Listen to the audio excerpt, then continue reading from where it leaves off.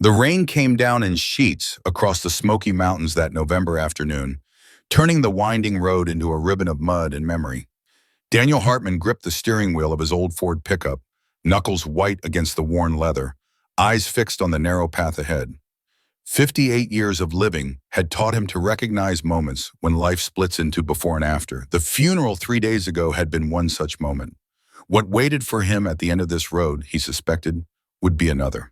The cabin appeared through the mist like a ghost materializing from the mountain itself. Weathered timber, moss-covered roof, windows dark as closed eyes. Daniel killed the engine and sat in the sudden silence, listening to rain drum against metal. His grandfather had built this place in 1947, alone, spending 2 summers hauling timber up a road that barely existed. Samuel Hartman had never explained why he chose this particular ridge, 7 miles from the nearest neighbor, where cell service died and the forest pressed close like it was keeping secrets. They had laughed at the reading of the will. Daniel could still hear it, that chorus of contempt from cousins and aunts and uncles he barely knew, all gathered in the attorney's office with its smell of old paper and older money. $4.2 million divided equally among 6 grandchildren. Richard got the townhouse in Knoxville. Margaret got the investment portfolio. Stephen got the vintage car collection.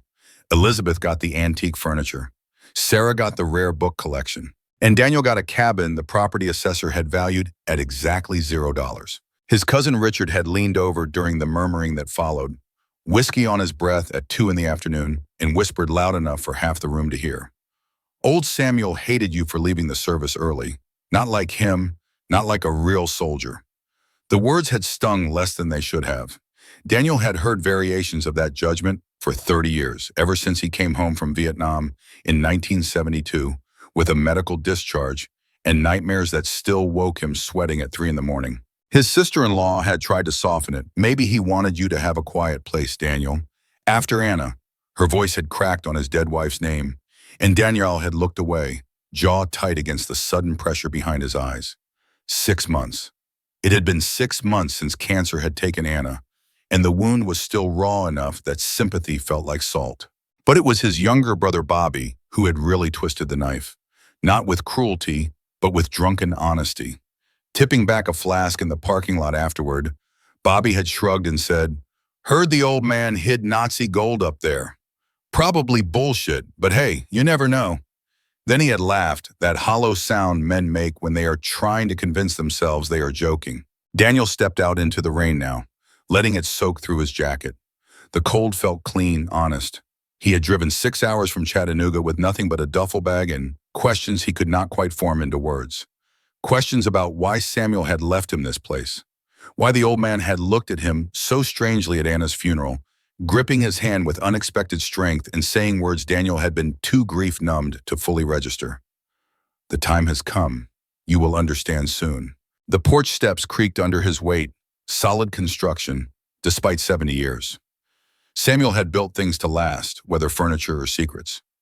Daniel found the key under the 3rd stone from the left, exactly where the attorney had said it would be. Some things, apparently, Samuel had wanted to be easy. The door swung open with a groan of old hinges, and Daniel stepped into darkness that smelled of dust and pine and something else. Something chemical, faint but distinct. His hand found the light switch. Nothing. Of course. The power had been off since Samuel went into hospice care 4 months ago. Daniel pulled the flashlight from his jacket pocket, its beam cutting through shadow to reveal a space frozen in time. The main room was exactly as he remembered it from childhood visits. The heavy oak table where he had learned to play chess. The stone fireplace where Samuel had roasted marshmallows and told stories about the war. Careful stories, Daniel realized now. Stories that mentioned liberation, but never what came before. The bookshelves lining one wall filled with volumes in English and German and Hebrew. The faded rug covering the center of the floor, its pattern of intertwined vines and flowers still visible despite decades of footsteps. But something was wrong. Daniel felt it in his gut. That same instinct that had kept him alive in the jungles of Southeast Asia. He moved the flashlight slowly across the room, and there, the bookshelf on the far wall. 3 books pulled out slightly, not enough to fall, just enough to notice if you were looking. Someone had been here. Recently. He knelt by the door examining the frame. Scratches around the lock, fresh wood showing pale against weathered grain. Someone had forced entry, then locked it again from the inside. Professional, careful. Daniel's pulse quickened. He pulled the Colt 1911 from his ankle holster, the same pistol he had carried in Vietnam, and moved deeper into the cabin. The kitchen showed no signs of disturbance. Neither did the small bathroom or the bedroom with its narrow bed made with military precision, corners tucked so tight you could bounce a quarter off the wool blanket. But in the closet, when Daniel pushed aside the row of plaid shirts that smelled of Samuel's pipe tobacco, he found something that made his blood run cold. A uniform, Feldgrau wool, the gray-green color of Wehrmacht issue. But not Wehrmacht. The collar tabs were wrong. Silver death's heads on black backing. Schutzstaffel, SS. And on the left breast, where a name tag should have been, there was only a darker patch of fabric where something had been removed. Torn away, Daniel realized, running his finger over the rough threads. His flashlight beam moved lower. Tucked into the uniform's jacket was a small leather wallet, the kind soldiers carried for identification. Daniel opened it with shaking hands. Inside, a single dog tag, the metal tarnished but the stamped letters still clear. Hartmann Klaus is Sturmbannführer Blutgruppe A. Blood type A, like Daniel's, like Samuel's. Hartmann, the German spelling of Hartmann. Daniel sat back on his heels, the flashlight wavering in his grip. His grandfather had emigrated from Germany in 1946. The family story was simple. Samuel had been a victim, a Jewish survivor who escaped the camps and came to America to rebuild his life. He had the number tattooed on his left forearm to prove it. Daniel had seen it 1,000 times growing up. B7483 in faded blue ink, the mark of Auschwitz. But SS officers did not have Auschwitz numbers. SS officers gave them. The rain intensified outside, pounding against the roof like artillery fire. Daniel forced himself to breathe, to think. There had to be an explanation. Maybe Samuel had taken the uniform from a dead officer. A war trophy. That made sense. Plenty of GIs had brought back German gear. Daniel had known men in his Marine unit who collected NVA helmets, VC flags, anything to prove they had been there, had survived. But then why hide it? Why not display it like Richard's grandfather did with his Luger from the Battle of the Bulge, mounted on velvet in a glass case? Daniel stood, legs unsteady, and returned to the main room. The flashlight beam swept across familiar territory that now felt alien, dangerous. Every object seemed to be hiding something. The chess set on its small table, the rocking chair by the window, the portrait of Samuel in his American uniform, taken in 1945, holding an M1 Garand rifle in front of a sign that read Dachau Concentration Camp Liberated. Daniel moved closer to the portrait, studying it as if for the first time. Samuel looked young in the photo, maybe 23, 24, thin face, dark eyes, the hint of a smile that never quite reached those eyes. Behind him, blurred but visible, were barracks and barbed wire and something else. Daniel squinted. A watchtower? No, a chimney, tall, brick. His stomach turned. He had been to Dachau once in 1989, a pilgrimage Anna had insisted on during their European vacation. He had walked through the reconstructed barracks, had stood in the glass chamber disguised as a shower room, had seen the ovens where bodies had burned day and night. The chimney had been the same. Tall, brick, industrial.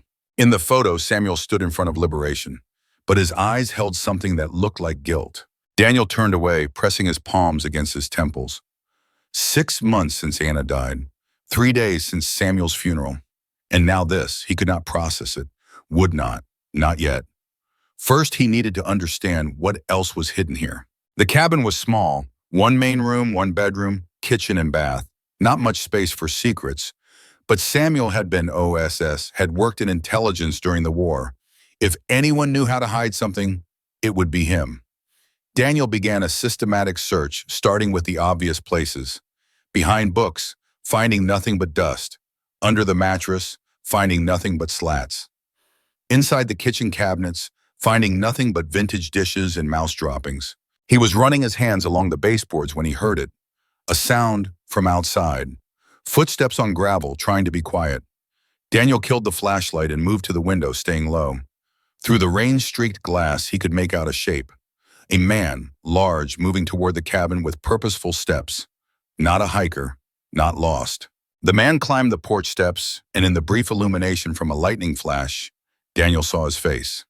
Chief Deputy Alan Kruger from the Henderson County Sheriff's Department. Daniel knew him from town, had seen him at the grocery store, at the gas station, always with that flat cop stare that seemed to look through people rather than at them. What was he doing here? Kruger tried the door handle, found it unlocked, just as Daniel had left it. The door opened, and Kruger stepped inside, pulling a flashlight from his belt. Daniel pressed himself against the wall beside the fireplace, the Colt 1911 raised and ready. Every instinct screamed to announce himself, to play this straight. But something about the way Kruger moved, the way his light swept the room with tactical precision, told Daniel to wait. Kruger went straight to the bookshelf. No hesitation. He had been here before, was the one who had pulled those 3 books. The deputy ran his fingers along the spines, stopped at a leather-bound volume in the middle shelf, pulled it out. Behind it, carved into the wood, was a small depression. Kruger reached in, and Daniel heard a soft click. A section of the bookshelf swung inward. Daniel's breath caught. A hidden door. Of course, Samuel would not have relied on simple hiding places. Kruger stepped through the opening, his light disappearing into whatever lay beyond. Daniel waited a 5 count, then followed. The passage led down. Wooden stairs, steep and narrow, descending into the mountain itself. Daniel could hear Kruger ahead, boots on wood, the scrape of the flashlight against the stone walls. The air grew colder, drier, chemical smell stronger. After 20 feet, the stairs ended in a room. Daniel stopped at the bottom step, taking it in. 15 by 15 feet, maybe 20. Walls lined with lead panels, the distinctive gray sheen unmistakable, even in flashlight glow. The floor was concrete, perfectly level, and filling every inch of space were shelves. Metal shelving units, the kind used in archives and libraries, each one labeled with numbers and letters in Samuel's precise handwriting. Kruger stood in the center, his back to Daniel, examining a large leather-bound ledger that lay open on a central table.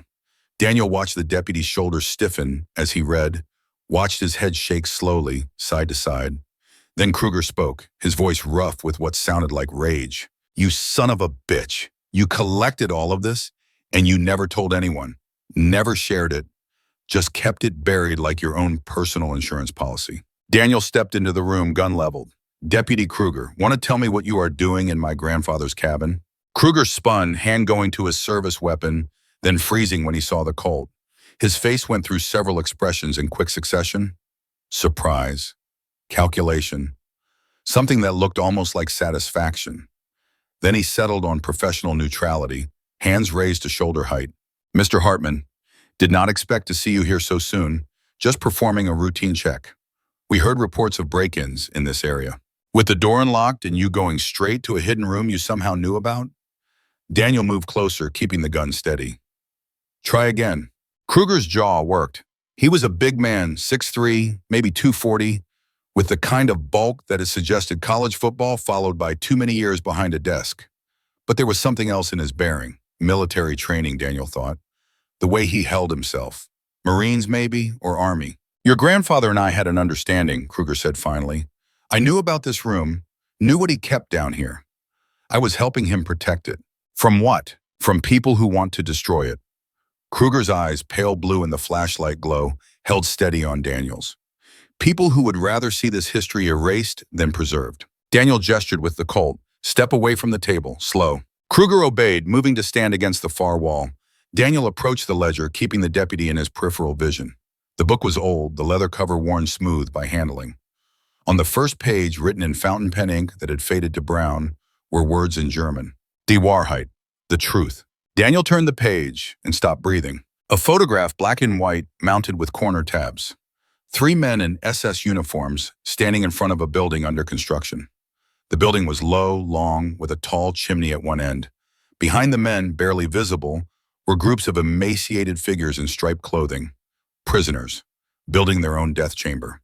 The caption beneath the photo read, "Birkenau, June 1944. Crematorium for construction completion." From left, SS Hauptsturmführer Reinhard Kruger, SS Sturmbannführer Klaus Hartmann, SS Obersturmführer Johann Schwarzwald. Daniel's vision blurred. He had to read it 3 times before the words made sense. Klaus Hartmann, that was the name on the dog tag upstairs, the name on the uniform, but it could not be. could not possibly be. He looked up at Kruger, and suddenly the deputy's presence made terrible sense. Hartman, Kruger, the names from the photo. Your grandfather, Daniel said, his voice barely above a whisper. The one in the photo, Reinhardt. Kruger's face was stone. My grandfather was a hero. He came to America through Operation Paperclip in 1947, worked on the NASA rocket program, died with honors in 1983. Whatever your so-called grandfather collected, whatever lies he spread, does not change that. Daniel looked back at the ledger, forcing himself to turn the page. More photos, documents in German with official seals, lists of names, thousands of names, and on the third page, a typed confession. My name is Klaus Hartmann. I was born in Stuttgart, Germany in 1922. I joined the Schutzstaffel in 1942, believing I was serving my fatherland. By 1944, I was assigned to Auschwitz-Birkenau, where I served as assistant to Dr. Joseph Mengele. My duties included selections, left line work, right line gas. I sent 47,000 souls to death. I cannot undo this. I cannot ask forgiveness. But I can ensure the truth survives. The words swam in front of Daniel's eyes. 47,000. The number was incomprehensible. More than lived in most small towns. More than had fought in some of America's wars. And his grandfather, the man who had taught him chess and told him stories and held Anna's hand at her bedside and said, "She is with God now," had killed them. Had pointed left or right, work or death, with the casual efficiency of a man sorting mail. Daniel's legs gave out. He sat down hard on the concrete floor, the gun forgotten in his lap. This could not be real. There had to be a mistake. Samuel Hartman was a survivor. The number on his arm proved it, B7483. He looked up at Kruger, and the deputy was smiling now, a cold smile that held no humor. He carved that number into his own arm in 1946, Kruger said. Copied it from a real victim's records. Part of his cover when he made his deal with American intelligence. He had memorized locations of Nazi gold caches, knew where Mengele had hidden research documents. The OSS gave him immunity, a new identity, and a pension in exchange for that information. He became Samuel Hartman, Holocaust survivor, and he has been lying to you and everyone else for 70 years. Daniel's hands shook. The room seemed to tilt. Everything he knew about his grandfather, about his family, about himself was disintegrating like paper in fire. If Samuel had been Klaus, if the foundation of Daniel's history was built on a Nazi war criminal's deception, then what did that make Daniel? The grandson of a man who had murdered 47,000 people, the inheritor of blood money and lies. Why did he keep this? Daniel heard himself ask. Why document his own crimes? Kruger's smile faded. That is what I have been trying to figure out for 10 years. Why collect evidence against himself? Against other SS officers who escaped to America? Against the corporations that helped fund the camps? He gestured around the room. This is not just your grandfather's confession. It is a complete archive of American complicity in the Holocaust. And it is dangerous. To whom? Kruger's expression went flat. To people whose families built fortunes on blood money. To descendants of war criminals living as respected Americans. To the myth that America was purely heroic in World War II. He took a step forward, and Daniel raised the gun again.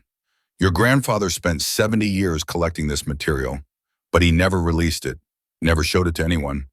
Why? Because he knew what would happen. Families destroyed, reputations ruined, maybe violence.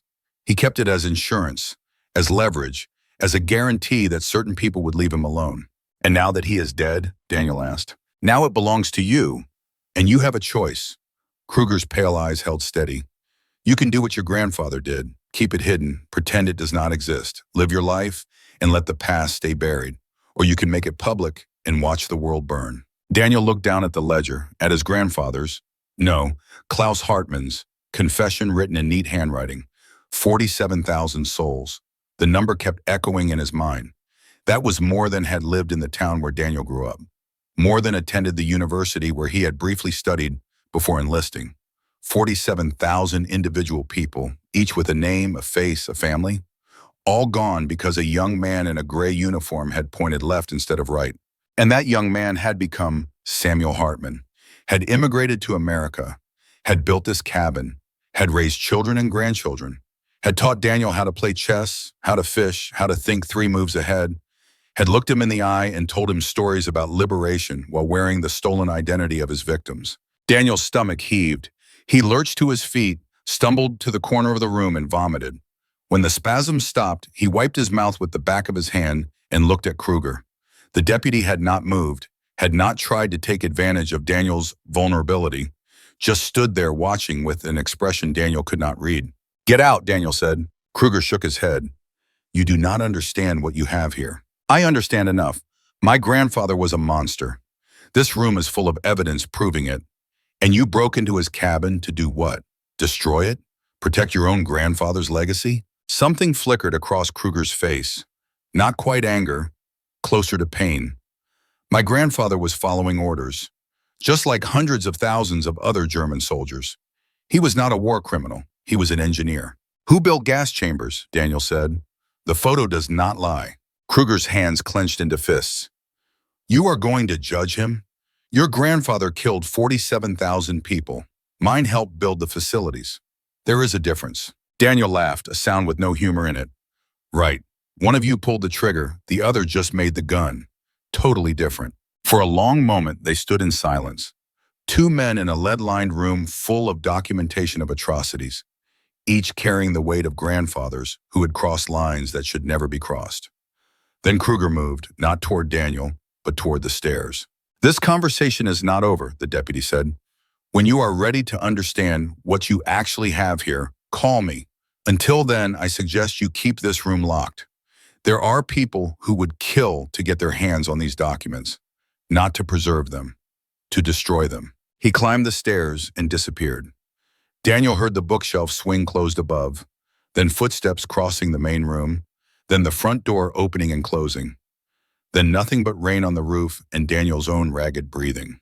He looked around the room, really seeing it for the first time. The shelves were organized with military precision.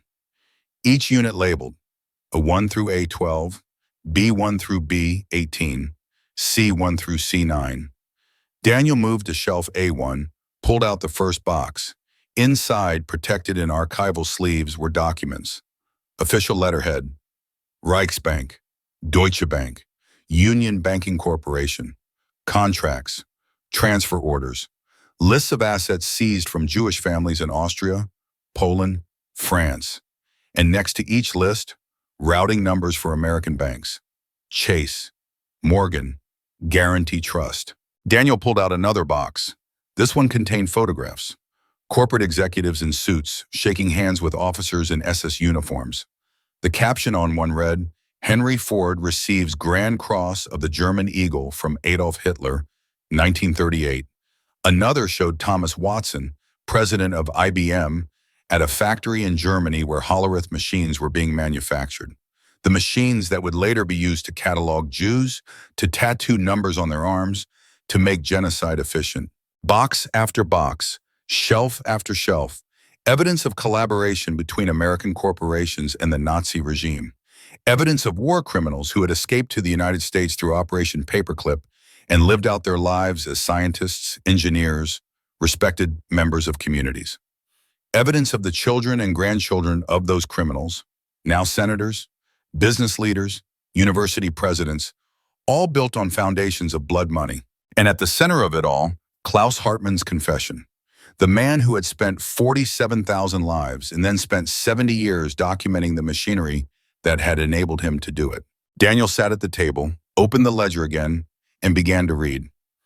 Each page a new horror, each entry a new name, a new crime, a new connection between past and present. He read about Johann Schwarzwald, the third man in the photograph from Birkenau, who had fled to Argentina in 1945 with stolen gold and artwork, had established a banking empire, and whose grandson was now Senator Richard Blackwood, currently running for President of the United States on a platform of American exceptionalism and traditional values. He read about Operation Paperclip, bringing 1,600 German scientists to America, many of them former SS officers with documented war crimes in their files that had been conveniently redacted or destroyed. He read about corporations that had profited from slave labor in concentration camps and had never paid reparations. He read about Swiss banks that had held stolen assets and never returned them to survivors' families. And he read about the 12, Klaus Hartmann's codename in his new life, as Samuel had been Guardian 8. There were 11 others, 6 of them former SS officers who had defected or been captured, 6 of them Holocaust survivors. Together, they had formed a network dedicated to documenting American and corporate complicity in the Holocaust, a secret organization that had operated for 70 years, collecting evidence, protecting witnesses, and waiting for the right moment to reveal the truth. The ledger listed them all. Guardian 1, Ruth Mendelson, survivor of Bergen-Belsen, now living in Knoxville, Tennessee. Guardian 2, Ernst Vogel, former Gestapo officer turned informant, presumed dead. Guardian 3, Klaus Werner, former Wehrmacht intelligence officer who had defected in 1943, location unknown. Guardian 4 through 11, names that meant nothing to Daniel but that were annotated with locations, dates, and status reports. Most were listed as deceased. Only 3 showed current addresses. And then, on the final page of the ledger, a handwritten note dated October 15th, 2024, just 1 month before Samuel's death. The time has come. The evidence is complete. The network has been compromised. Guardian 2 murdered in Berlin. Guardian 5 disappeared in Buenos Aires. They are closing in. I do not have long. The collection must pass to the next generation. Daniel will understand. He has the mind for this, the heart for this. He knows the cost of war. He knows the weight of truth. Trust him. Trust Jennifer. Trust Bobby. They will finish what we started. Daniel stared at the words. Trust Jennifer, his daughter. Trust Bobby, his brother. What did they have to do with any of this? He looked at his watch. Nearly midnight. He had been in this room for 3 hours reading documentation of his grandfather's crimes and the crimes of men who had helped build the machinery of genocide. His head pounded, his eyes burned, but he could not stop. There was a noise from upstairs. Footsteps. Multiple people. Daniel killed his flashlight and moved to the base of the stairs, the Colt in his hand. Voices filtered down. One of them he recognized. Bobby. His brother's voice, slurred and angry. I am telling you, Richard, the old bastard would not leave Danny a worthless cabin. There has got to be something here. Money, bonds, something. And another voice, their cousin Richard, smooth and controlled. Then let us find it. Quick search. If there is nothing, we leave. Daniel never has to know we were here. Daniel's jaw clenched. They were here to rob the cabin, to take whatever Samuel had left behind. They had no idea what they were walking into. No idea that beneath their feet was documentation that could destroy families, topple corporations, maybe even prevent a senator from reaching the White House. He heard them moving around the main room, drawers opening, books being pulled from shelves, the clink of the chess pieces being dumped on the table. Bobby's voice again, further away now, coming from the bedroom. Nothing in here but old man smell and mothballs. Richard's response was muffled, but Daniel caught the words, check the walls and loose boards. Then silence, long enough that Daniel wondered if they had left. Then footsteps again, coming closer to the bookshelf. Please no, Daniel thought. Do not find the mechanism. But of course they did. Bobby had spent summers here too, had explored every inch of this cabin. And Bobby, drunk or sober, was smarter than he pretended to be. There was a click, the sound of the bookshelf swinging open, Richard's voice filled with satisfaction. Well, well, well, what have we here? Daniel had seconds to decide. Reveal himself? Stay hidden? He chose a third option. He climbed the stairs quickly, quietly, and emerged into the main room just as Bobby's flashlight beam swept over the hidden passage entrance. Richard stood beside him, phone in hand, already taking photos. Find anything interesting? Daniel asked. Both men spun. Bobby dropped his flashlight.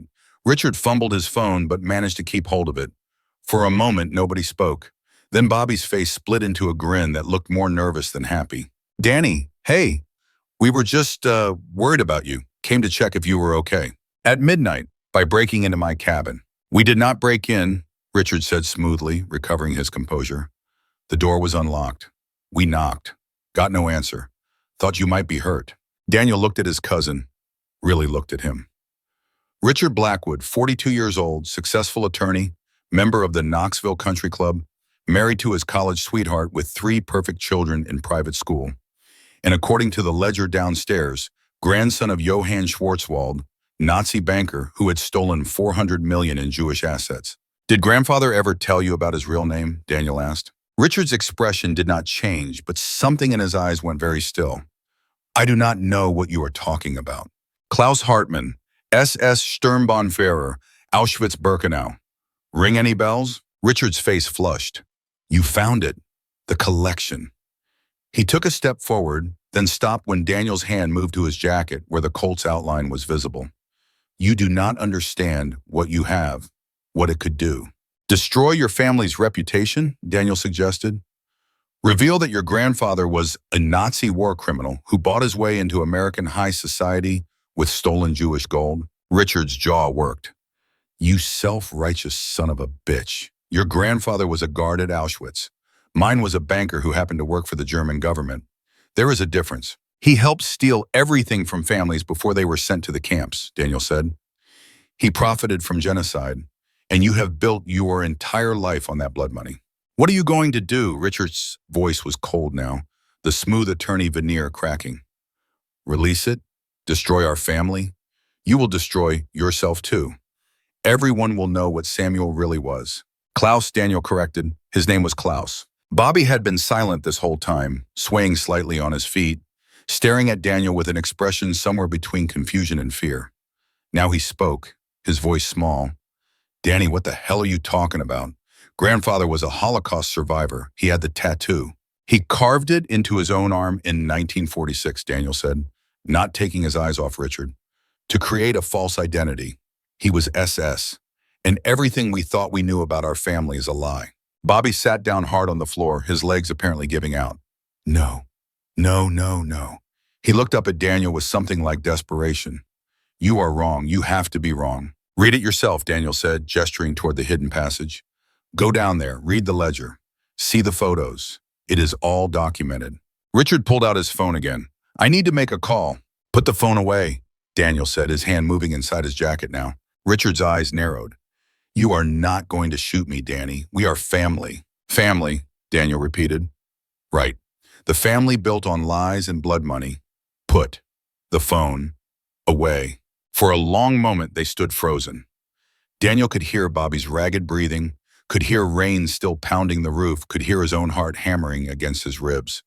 Then Richard slowly lowered the phone, but his expression promised this was not over. We will talk about this in the morning, Richard said, when everyone is calm, rational. He looked at the hidden passage, then back at Daniel. Do not do anything stupid with what is down there. You will regret it. He walked to the door, opened it, and stepped out into the rain. Bobby remained on the floor, staring at nothing. Daniel went to him, crouched down, put a hand on his brother's shoulder. I am sorry, Bobby. Bobby looked up, and there were tears on his face. Our whole lives, everything we thought about grandfather, about ourselves, all lies? I do not know, Daniel admitted. I do not know what it means. But yeah, lies. Bobby stood, unsteady, and moved toward the door. At the threshold, he paused. You cannot release it, Danny. Whatever is down there, you cannot. It will destroy us all.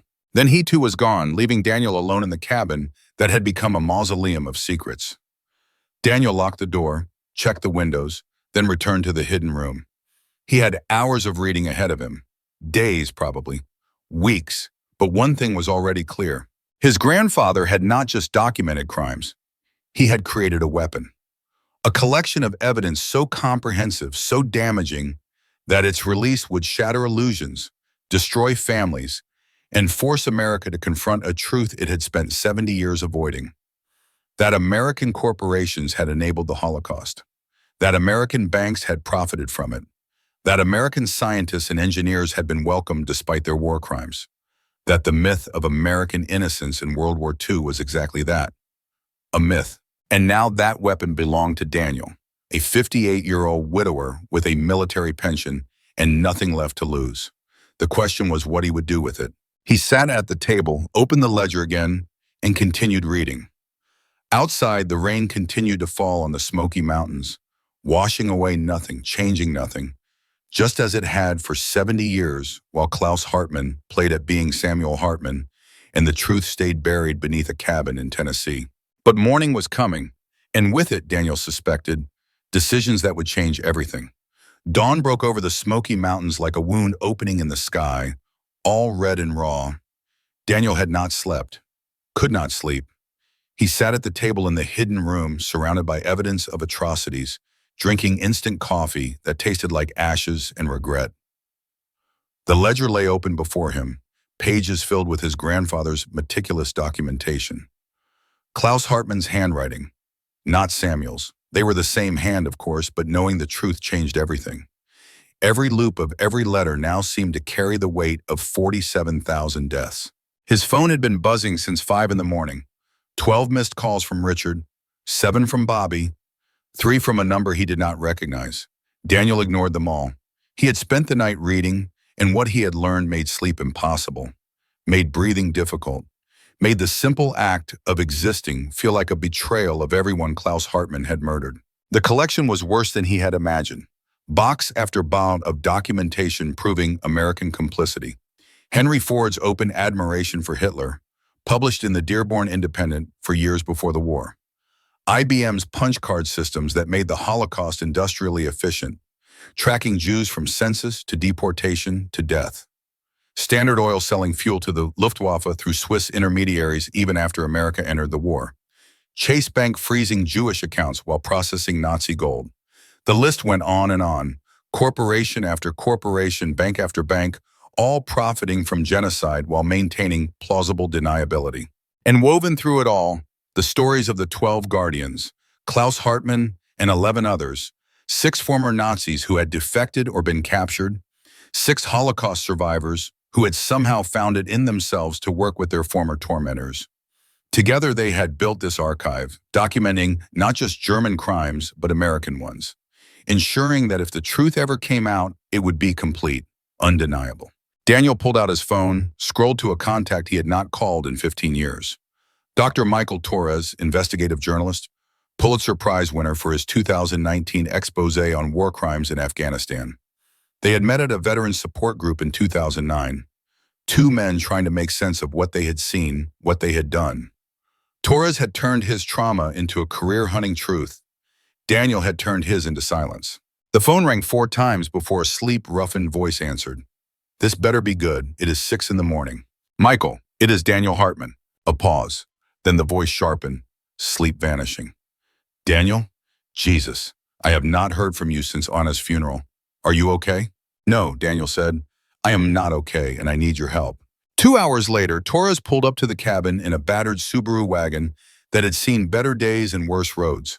He climbed out, a lean man in his mid-40s with graying hair pulled back in a ponytail, and eyes that had seen too much to be surprised by anything. But when Daniel showed him the hidden room, those eyes went wide. Mother of God, Torres whispered, running his fingers along the lead-lined walls. How long has this been here? Since 1953, according to the ledger. My grandfather built it himself. Your grandfather, who you thought was a Holocaust survivor. My grandfather, who was actually an SS officer at Auschwitz. Torres turned to look at him, and Daniel saw the journalist's mind already working, connecting dots, seeing angles.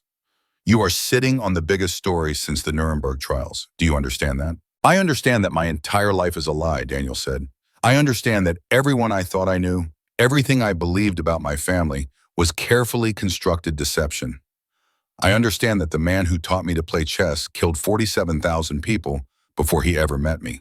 Torres moved to the shelves, began examining boxes with the careful reverence of someone who recognized historical significance. Operation Paperclip documentation, corporate collaboration records, banking transfers. Jesus, Daniel, this is not just your grandfather's confession. This is proof of systematic American complicity. He pulled out a file, opened it. IBM's Hollerith machines. I've been trying to prove this connection for years. Could never get documentation this detailed. There are 12 boxes just on IBM, Daniel said. Another 20 on American banks. 15 on automotive companies that use slave labor. It goes on and on. Torres set the file down carefully, turned to face Daniel. What do you want to do with it? That is why I called you. I do not know. My cousin came here last night, told me not to release it, said it would destroy us all. Your cousin Richard Blackwood, Torres said, and it was not a question. Whose grandfather was Johann Schwarzwald, Nazi banker. Yeah, I bet he wants this buried. Daniel stared at him. You know about Richard's grandfather? I have been investigating the Heritage Foundation for 15 years, Torres said. It is an organization dedicated to preserving what they call traditional American values. What they actually do is protect the descendants of Nazi collaborators who came to this country after the war. They have money, power, connections that go all the way to the Senate. He paused. Your cousin Richard sits on their advisory board. Did you know that? Daniel sat down on the stairs, feeling like the floor had dropped out from under him. No, I did not know that. The Heritage Foundation has been very interested in your grandfather for years, Torres continued. They knew he had documentation, knew he was one of the original guardians. They have been waiting for him to die so they could get access to his collection. He looked around the room, and now that he is gone, they are going to come for this. Hard. My brother Bobby was here too last night, Daniel said. Drunk. Or I thought he was drunk. He told me not to release the collection either. Said it would destroy the family. Torres crouched down so he was eye level with Daniel. Listen to me carefully. You cannot trust anyone right now. Not your cousin, not your brother, not the local police. The Heritage Foundation has people everywhere. They have been operating since 1952, helping former Nazis and their families integrate into American society. They change names, create false backgrounds, suppress documentation. They are very good at what they do. Daniel thought of Deputy Kruger showing up at the cabin the previous night, going straight to the hidden room like he had been there before. You think Kruger is one of them? I know he is, Torres said. Alan Kruger, grandson of Reinhard Kruger, SS officer who came here through Operation Paperclip. Worked at Redstone Arsenal in Alabama on rocket programs. Died in 1983, honored citizen, never prosecuted. His grandson joined the sheriff's department in 2014, and I would bet everything I own that he was placed there specifically to monitor your grandfather. Daniel felt sick again. Everyone around Samuel had been watching him, waiting, and now they were watching Daniel. There is someone you need to meet, Torres said, pulling out his phone. Ruth Mendelson, she was Guardian 1, survived Bergen-Belsen, knew your grandfather for 70 years. If anyone can help you understand what you are dealing with, it is her. The name was familiar. Daniel had seen it in the ledger. Guardian 1, still living in Knoxville according to the last update. Still alive at 89 years old. Can you trust her? Daniel asked. Torres smiled, a sad expression that made him look older than his years. Ruth Mendelson spent 3 years in hell, watched her entire family die, and still found the strength to work with former Nazis to document the truth. If there is anyone in this world you can trust, it is her. They drove to Knoxville in Torres's Subaru, the cabin locked behind them with the hidden room sealed. Daniel had the ledger in a backpack, along with selected files he thought might be most important. The rest would have to wait. The drive took 90 minutes through morning mountain mist that made the world feel unreal, like they were moving through a photograph of a memory rather than actual landscape. Torres talked most of the way, filling Daniel in on 15 years of research. The Heritage Foundation operated through a network of front organizations, historical societies, genealogical research firms, private security companies. They had people in law enforcement, in universities, in state governments. Their goal was simple: protect the families of former Nazis and collaborators, suppress evidence of American complicity in the Holocaust, ensure that history was written by the victors and stayed that way. They have killed people? Daniel asked. Torres's jaw tightened. I had 3 colleagues working on this story. One died in a car accident in 2015. Brake failure, the report said. Another committed suicide in 2017, though his wife swears he was not depressed. The third just disappeared in 2019. Went to interview a source in Argentina and never came back. He glanced at Daniel. So yeah, I think they kill people. The bookstore was on a quiet street in downtown Knoxville, sandwiched between a coffee shop and an antique store. The sign above the door read Mendelssohn's Books, established, 1952. The same year the Heritage Foundation was founded, Daniel noticed. Probably not a coincidence. Inside, the shop smelled of old paper and furniture polish. Floor-to-ceiling shelves packed with volumes in multiple languages. A small cafe area in the back where 2 college students sat studying, and behind the counter, a woman who looked like time itself had given up trying to break her. Ruth Mendelson was tiny, maybe 5 feet tall, with white hair pulled back in a bun and eyes that were still sharp despite nearly 9 decades of use. She wore a cardigan over a floral dress, reading glasses on a chain around her neck. When she saw Torres, her face lit up with a smile. Then she saw Daniel, and the smile faltered. For a long moment, she just stared. Then she spoke, her voice carrying a German accent that 70 years in America had not erased. "You have Klaus's eyes, Samuel's eyes, same darkness, same questions." Daniel felt something crack inside his chest. "You knew, all along, you knew what he was." Ruth came around the counter, moving with the careful deliberation of someone whose bones remembered harder times. "I knew what he had been. I knew what he became. They are not the same thing." She gestured toward the back of the shop. "Come, we close for lunch in 5 minutes. We will talk where others cannot hear." She flipped in the sign on the door to closed, ushered them past the cafe area, and through a door marked private. Beyond was a small apartment, neat and spare. Holocaust survivor aesthetics, Daniel thought. Nothing extra, nothing wasted. Every object serving a purpose. On one wall hung a photograph of a family. Mother, father, 3 children. All smiling. All dead, Daniel knew without being told. Ruth saw him looking. "My family. Taken in 1939, before the world ended." She moved to a small kitchen table, gestured for them to sit. "The ledger. You brought it?" Daniel set the backpack on the table. Ruth opened it, pulled out the red leather book, and held it like it was something sacred, or cursed. Perhaps both. "Perhaps. We started this in 1948, she said quietly. 6 of us who survived the camps. 6 of them who had worked in the camps. Klaus, Reinhard, Johann, Wilhelm, Friedrich, Otto, all SS, all guilty." She looked up at Daniel. "You want to know why we worked with them? Why we did not just turn them into authorities and let them hang?" The question had been burning in Daniel's mind since he started reading. "Yes." Ruth opened the ledger, turned pages until she found what she was looking for. A photograph. 12 people standing in front of a small church, American flags in the background. Daniel recognized Klaus Hartmann, young and serious. Recognized the 3 men from the Birkenau photo. The others were strangers. "After liberation," Ruth began, "I weighed 70 pounds. I could not walk without help. Could not eat solid food. My entire family was dead. Everyone I had ever known was dead or scattered across Europe with nowhere to go. The Americans put me in a displaced persons camp, fed me, gave me medical care, told me I was free." She paused, fingers tracing the photograph.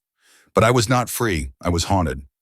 Every night I saw the faces of SS guards, heard their voices, smelled the smoke from the crematoriums." She looked at Daniel with eyes that had seen hell and come back. Klaus Hartmann was one of those guards. I did not know him at Birkenau. He worked in the medical block with Mengele. I was in the women's section. But after the war, when the OSS recruited him, when they gave him immunity in exchange for information about Nazi gold, our paths crossed. He was living in New York under a false identity. I was working at a Jewish aid organization trying to help survivors find family members who might have lived. "How did you find out who he really was?" Torres asked. Ruth smiled, grim. "He told me. Just walked into my office one day in 1948 and said, 'My name is Klaus Hartmann. I was at Auschwitz. I helped kill your people. And now I want to stop it from happening again.'" Daniel leaned forward. "And you believed him?" "I did not believe anything," Ruth said. "But I listened. And what he told me made terrible sense." She stood, moved to a small desk, and pulled out a file. Klaus had access to documents through his OSS handlers. Lists of Nazis who had been brought to America. Scientists, engineers, doctors, all with blood on their hands. All living free because they had skills the American government wanted. And beyond that, he had documentation of American corporations that had profited from the Holocaust. Banks that held stolen assets. Companies that used slave labor. All of it classified. All of it being buried. "So you made a deal with the devil," Daniel said. Ruth's expression hardened. "I made a deal with a monster who wanted to become human again. There is a difference." She returned to the table, sat down. Klaus introduced me to the others. 5 more former SS officers who had similar documentation. Men who had participated in genocide and now wanted to ensure the world knew the full truth. Not just German crimes. American crimes, corporate crimes, the entire machinery of murder. "And the other survivors? The other guardians?" Ruth opened the ledger, pointed to names. Ernst Vogel's wife, Miriam, survived Dachau. Wilhelm Schneider's partner worked with Rachel Goldstein, who lost her entire village. Friedrich Müller connected with David Levinson, an Auschwitz survivor who became a rabbi. Each of the guilty ones reached out to survivors, asked for forgiveness, knowing they would never receive it, asked instead for partnership in documenting truth. "This is insane," Daniel said. "You worked with the men who murdered your families." "We worked with the men who could prove that murder was not just German," Ruth corrected, "that it was American banks funding it, American corporations profiting from it, American government officials looking the other way because they wanted German scientists for the space program and German engineers for their weapon systems." She leaned forward. "Klaus alone killed 47,000. But IBM's machines tracked millions. Ford's factories used slave labor that worked thousands to death. Chase Bank processed gold pulled from the teeth of the dead. Who is more guilty, the man who pulls the trigger or the man who sells the bullets?" Daniel wanted to argue, wanted to say there were degrees of guilt, that pulling the trigger was different from providing material support. But looking at Ruth's face, at the number tattooed on her arm, B3927, at the photograph of her dead family on the wall, he could not find the words. "So you spent 70 years building this archive," Torres said. "Why, what was the plan?" "To wait," Ruth said simply, "to wait until enough time had passed that the truth could be told without starting another war. To wait until the generation that committed these crimes was dead, so we could expose their children and grandchildren who had built empires on blood money." She tapped the ledger. "We knew that releasing this information in 1950 would have destroyed American morale, would have handed propaganda victories to the Soviets, would have poisoned relations with Germany just as we were trying to rebuild Europe. So we waited, and we documented, and we prepared. For what?" "For now," Ruth said, looking directly at Daniel. "For a moment when America would be strong enough to face its complicity. When the generation that fought the war was gone, but the generation that inherited its consequences was ready to ask hard questions." She reached across the table, put her hand on his. "Your grandfather believed that moment had arrived, that you would be the one to decide what to do with the truth." Daniel pulled his hand back. "I did not ask for this. None of us asked for what we got," Ruth said. "I did not ask to watch my mother go into a gas chamber. Klaus did not ask to become a monster. But we both had to live with what happened, just as you now have to live with this inheritance." There was a knock on the door. All three of them froze. Ruth moved to a small security monitor on her desk, checked it. Her face went pale. "It is your brother," she said to Daniel, "and he is not alone." Daniel looked at the monitor. Bobby stood outside the shop, looking sober for the first time in years. Beside him was a man Daniel did not recognize. Tall, white hair, expensive suit, and behind them 2 more men built like professional security. "That is Richard Vogler," Torres said quietly, head of the Heritage Foundation's North American operations, also known as Richard Blackwood's second cousin, also the man who has been trying to find this collection for 20 years. Bobby knocked again, harder. "Ruth, it is Bobby Hartman. I know Daniel is in there. Please, we just want to talk." Ruth looked at Daniel. "Your brother is either a fool or a traitor. Either way, we cannot let them in." "He is my brother," Daniel said. "And my family died in gas chambers," Ruth replied, her voice hard as stone. "Forgive me if I do not trust blood relations to be innocent." Daniel's phone buzzed. A text from Bobby. "Please, Danny, I am not drunk. Have not been drunk in 10 years. Need to explain. They are listening to everything. Trust me. Meet me tonight at the old synagogue on Chattanooga Street. 9 p.m. Come alone." Daniel showed the text to Ruth. She read it, frowned. "The synagogue is where Klaus hid the secondary cache, film reels from the camps, original footage from Liberation. If Bobby knows about it, then he has been involved longer than you realize. Or they tortured it out of someone," Torres suggested. Ruth shook her head. "Klaus would have told no one but the Guardians. If Bobby knows, he is either one of us or he has been working with them all along." The knocking stopped. Through the monitor, they watched Bobby and his companions get into a black SUV and drive away. Daniel's phone buzzed again. Another text. "You cannot trust her, Danny. Ruth has been compromised. The whole network is compromised. That is why Guardians are dying. Meet me tonight. I will explain everything." Daniel looked at Ruth. She met his eyes steadily. "I have survived this long by trusting no one completely and listening to everyone carefully," she said. "Meet your brother if you must. But understand that once the Heritage Foundation knows you have the ledger, they will not stop until they have it or you are dead. She moved to a closet, pulled out a small case. Inside this is a satellite phone, encrypted and untraceable. Also a Glock 19, loaded, and documentation for a safe house in Vermont. If things go wrong tonight, you run. Do not try to be a hero. Just survive long enough to get the truth out. What about you? Daniel asked. I am 89 years old, Ruth said with a slight smile. I have lived longer than anyone expected. If they come for me, I will be ready. But you are young, you have a daughter, you have a purpose now. She pressed the case into his hands. Promise me you will not let Klaus's sacrifice be for nothing. Promise me you will finish what we started. Daniel took the case, feeling its weight, physical weight and something more. The weight of 70 years of secrecy, the weight of 47,000 deaths and the deaths of survivors who had dedicated their lives to documenting truth. The weight of a grandfather who had been both monster and guardian, guilty and penitent, murderer and preserver. I promise, he heard himself say. Torres drove him back to the cabin, both of them silent for most of the journey. Finally, as they turned onto the mountain road, Torres spoke. You do not have to meet him, you know. Your brother. Could be a trap. Could be, Daniel agreed. But if Bobby has really been sober for 10 years and pretending otherwise, if he has been part of this network all along, then I need to know. I need to understand how deep this goes. What if he is working for them? What if the whole thing is designed to get you away from the collection? Then they are going to be disappointed, Daniel said, patting the backpack with the ledger. Because I am not letting this out of my sight. Back at the cabin, Daniel spent the afternoon examining the secondary materials Ruth had given him. The satellite phone had 12 numbers programmed into it. Guardian contacts, he assumed. He tried calling them one by one. 6 went to disconnected numbers. 3 went to voicemail in languages he did not speak. 2 rang endlessly with no answer, only 1 connected. A male voice, elderly, German accent. Yes? This is Daniel Hartman, Samuel's grandson. A long pause, then, the inheritor. Klaus spoke of you often. Said you had a good mind, a soldier's mind. I am Klaus Werner, Guardian 3. I've been waiting for your call. You knew my grandfather. I knew Klaus Hartman, the voice corrected gently. Samuel was the mask he wore. Klaus was the man underneath. Complicated.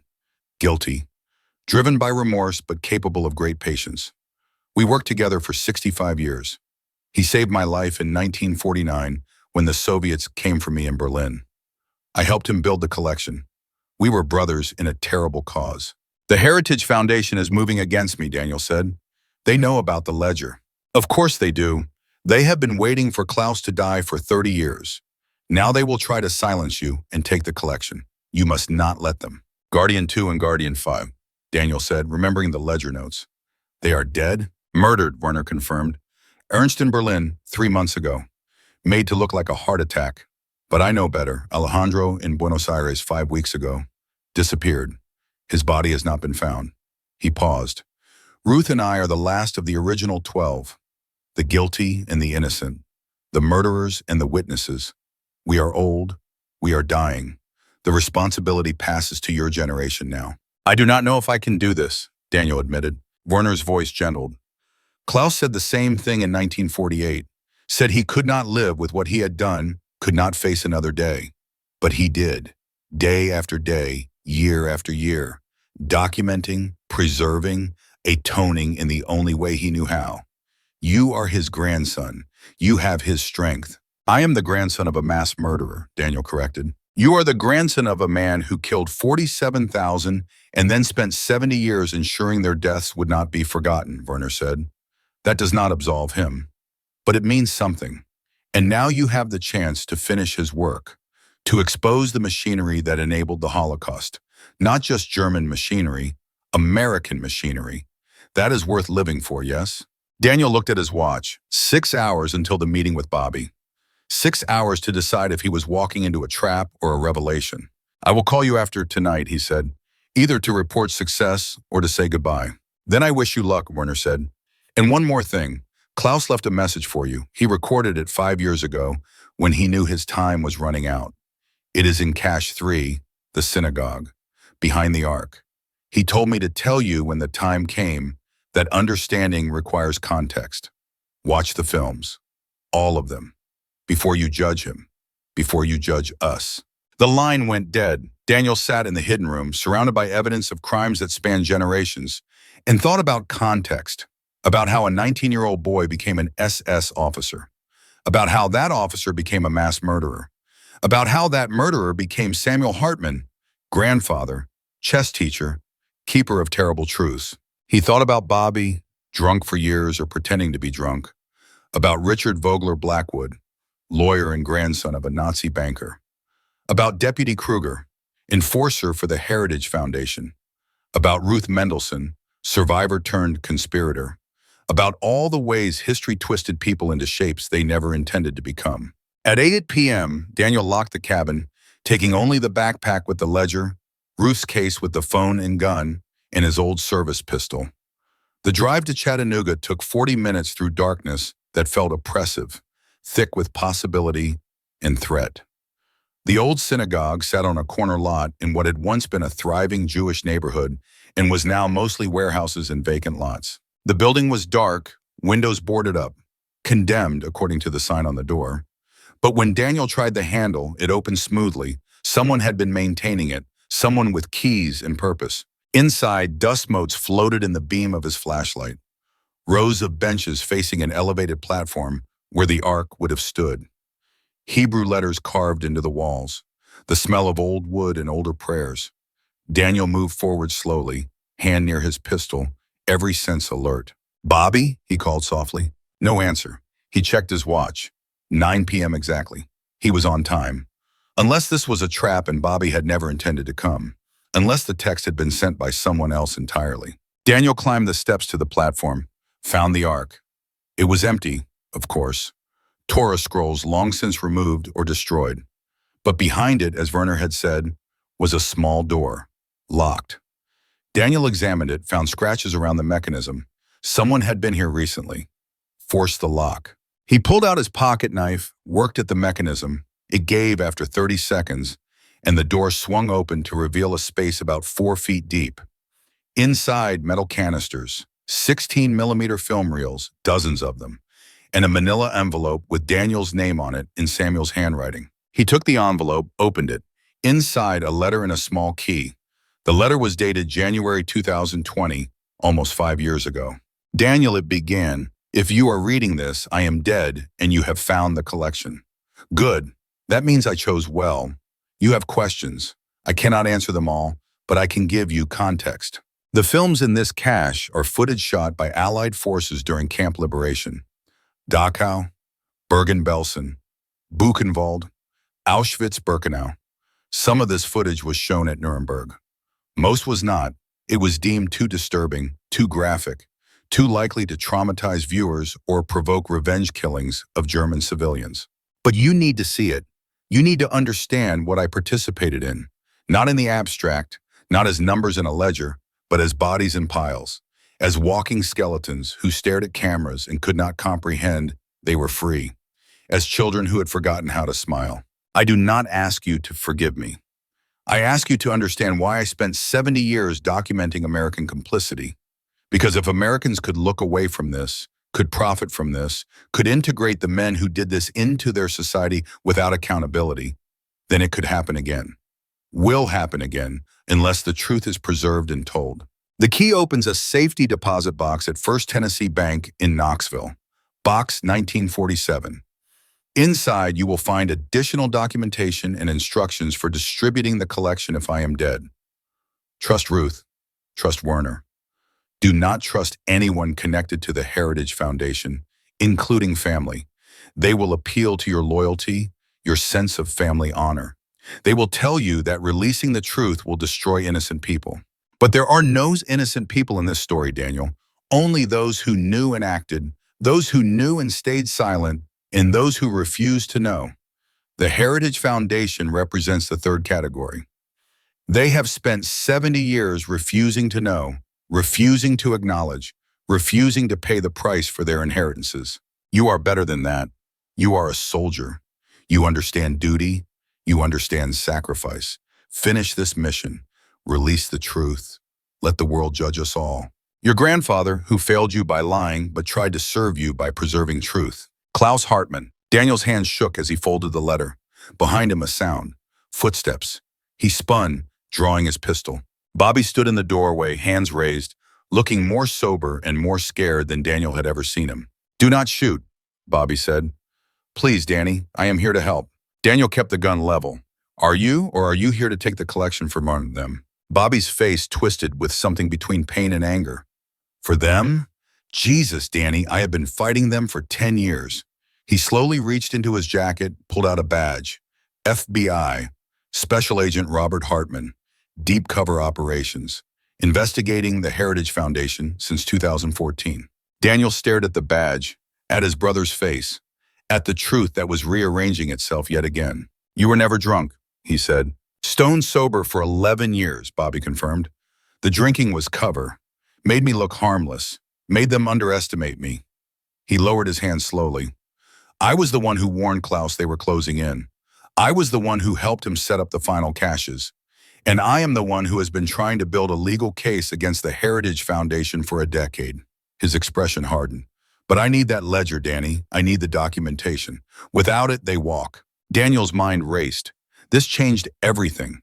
If Bobby was FBI, if he had been working undercover all along, then the family's contempt for him, the disgust, the pity, all of it had been carefully orchestrated deception. "Does anyone know?" Daniel asked. "About your real work?" "My handler. Ruth and Klaus knew. Werner in Berlin knew. Nobody else. Not Richard, not the other cousins, not even my ex-wife. The cover had to be complete. And now? Now the Heritage Foundation knows something is wrong. They know you have the collection. They are moving resources into position. Tomorrow, maybe the day after, they are going to come for you hard. We need to move the collection to FBI custody tonight." Daniel lowered the gun but did not holster it. "How do I know you are really FBI? How do I know this is not another layer of deception?" Bobby pulled out his phone, made a call. "Director Chen, it is Agent Hartman. I am with my brother. Yes, ma'am. He needs verification." He handed the phone to Daniel. A woman's voice, authoritative and no nonsense. "Mr. Hartman, this is FBI Director Sarah Chen. Your brother has been one of our most valuable undercover operatives for 10 years. Everything he is telling you is true. We need that collection in federal custody as soon as possible. The Heritage Foundation has murdered at least 7 people we know of, including 2 FBI informants. They will not hesitate to kill you and your brother to suppress this evidence." "What happens to the collection if I give it to you?" Daniel asked. "It becomes evidence in the largest racketeering and conspiracy case in FBI history," Chen said. "We will preserve it, authenticate it, use it to bring down an organization that has operated with impunity for 7 decades. And when the case goes to trial, it will all become public record. And my grandfather's confession, the fact that he was a war criminal who was given immunity, will also become public record," Chen said without hesitation. "We do not hide truth, Mr. Hartman. We document it and prosecute it. Your grandfather made a devil's bargain in 1946. We cannot undo that. But we can use what he preserved to achieve justice for his victims and for everyone the Heritage Foundation has silenced." Daniel looked at Bobby, at his brother's face older than it should be, carrying 10 years of undercover work and family contempt. At the truth that kept shifting, kept revealing new layers. "All right," he said into the phone, "I will bring you the collection, but I have conditions." Director Chen's voice held a hint of approval. "Name them. Everything goes public. All of it.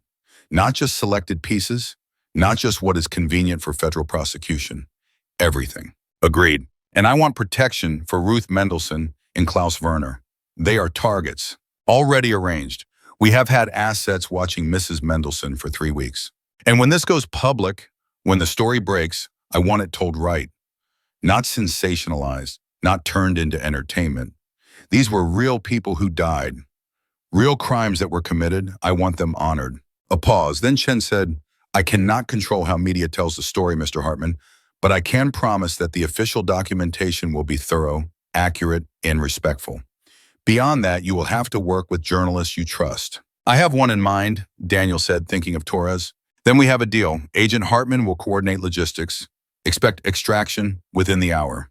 And Mr. Hartman, your grandfather may have been a monster, but what he built will help bring down an organization of monsters.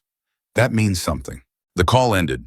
Bobby put his phone away, looked at Daniel with an expression that held years of unspoken apology. I'm sorry, Danny, for all of it. For letting you think I was a failure. For not being there when Anna died. For everything. Daniel holstered his pistol. You were doing your job. Protecting the mission, I understand that. He paused. But yeah, you could have told me. Trusted me. Klaus did not want you involved until the end, Bobby said. Did not want you tainted by association if the Heritage Foundation discovered the network. He wanted you to inherit clean, to be able to choose without being compromised. Well, Daniel said, looking around at the old synagogue, at the film canisters containing footage of hell, at the letter from a dead man who had been both his grandfather and a stranger. I am compromised now, all the way. Outside, the sound of vehicles. Multiple engines. Bobby tensed, hand going to his concealed weapon. That is not our extraction. We are not due for 30 minutes. Daniel moved to a window, looked out. 3 SUVs, men getting out. At least 8 of them. And leading them, Deputy Alan Kruger. How did they know we were here? Daniel asked. Bobby cursed. They must have been tracking you. Or me, or both. He pulled his weapon, checked the magazine. We need to leave. Now. The back exit? Kruger will have it covered. He is ex-military. He knows tactics. Then we go up, Daniel said, pointing to stairs that led to the synagogue's second level. Make them come to us. Better defensive position. They climbed quickly, taking the film canisters and the ledger. The second floor was a gallery that overlooked the main sanctuary. Good sightlines, multiple angles of fire, but also a trap if they got pinned down. Bobby called his handler, spoke in terse fragments. Under fire, old synagogue, Chattanooga Street. Need immediate backup. Then he looked at Daniel. 10 minutes. Can you hold 10 minutes? I held 3 months in Vietnam, Daniel said. I can hold 10 minutes. Below, the front door crashed open. Kruger's voice echoed through the space.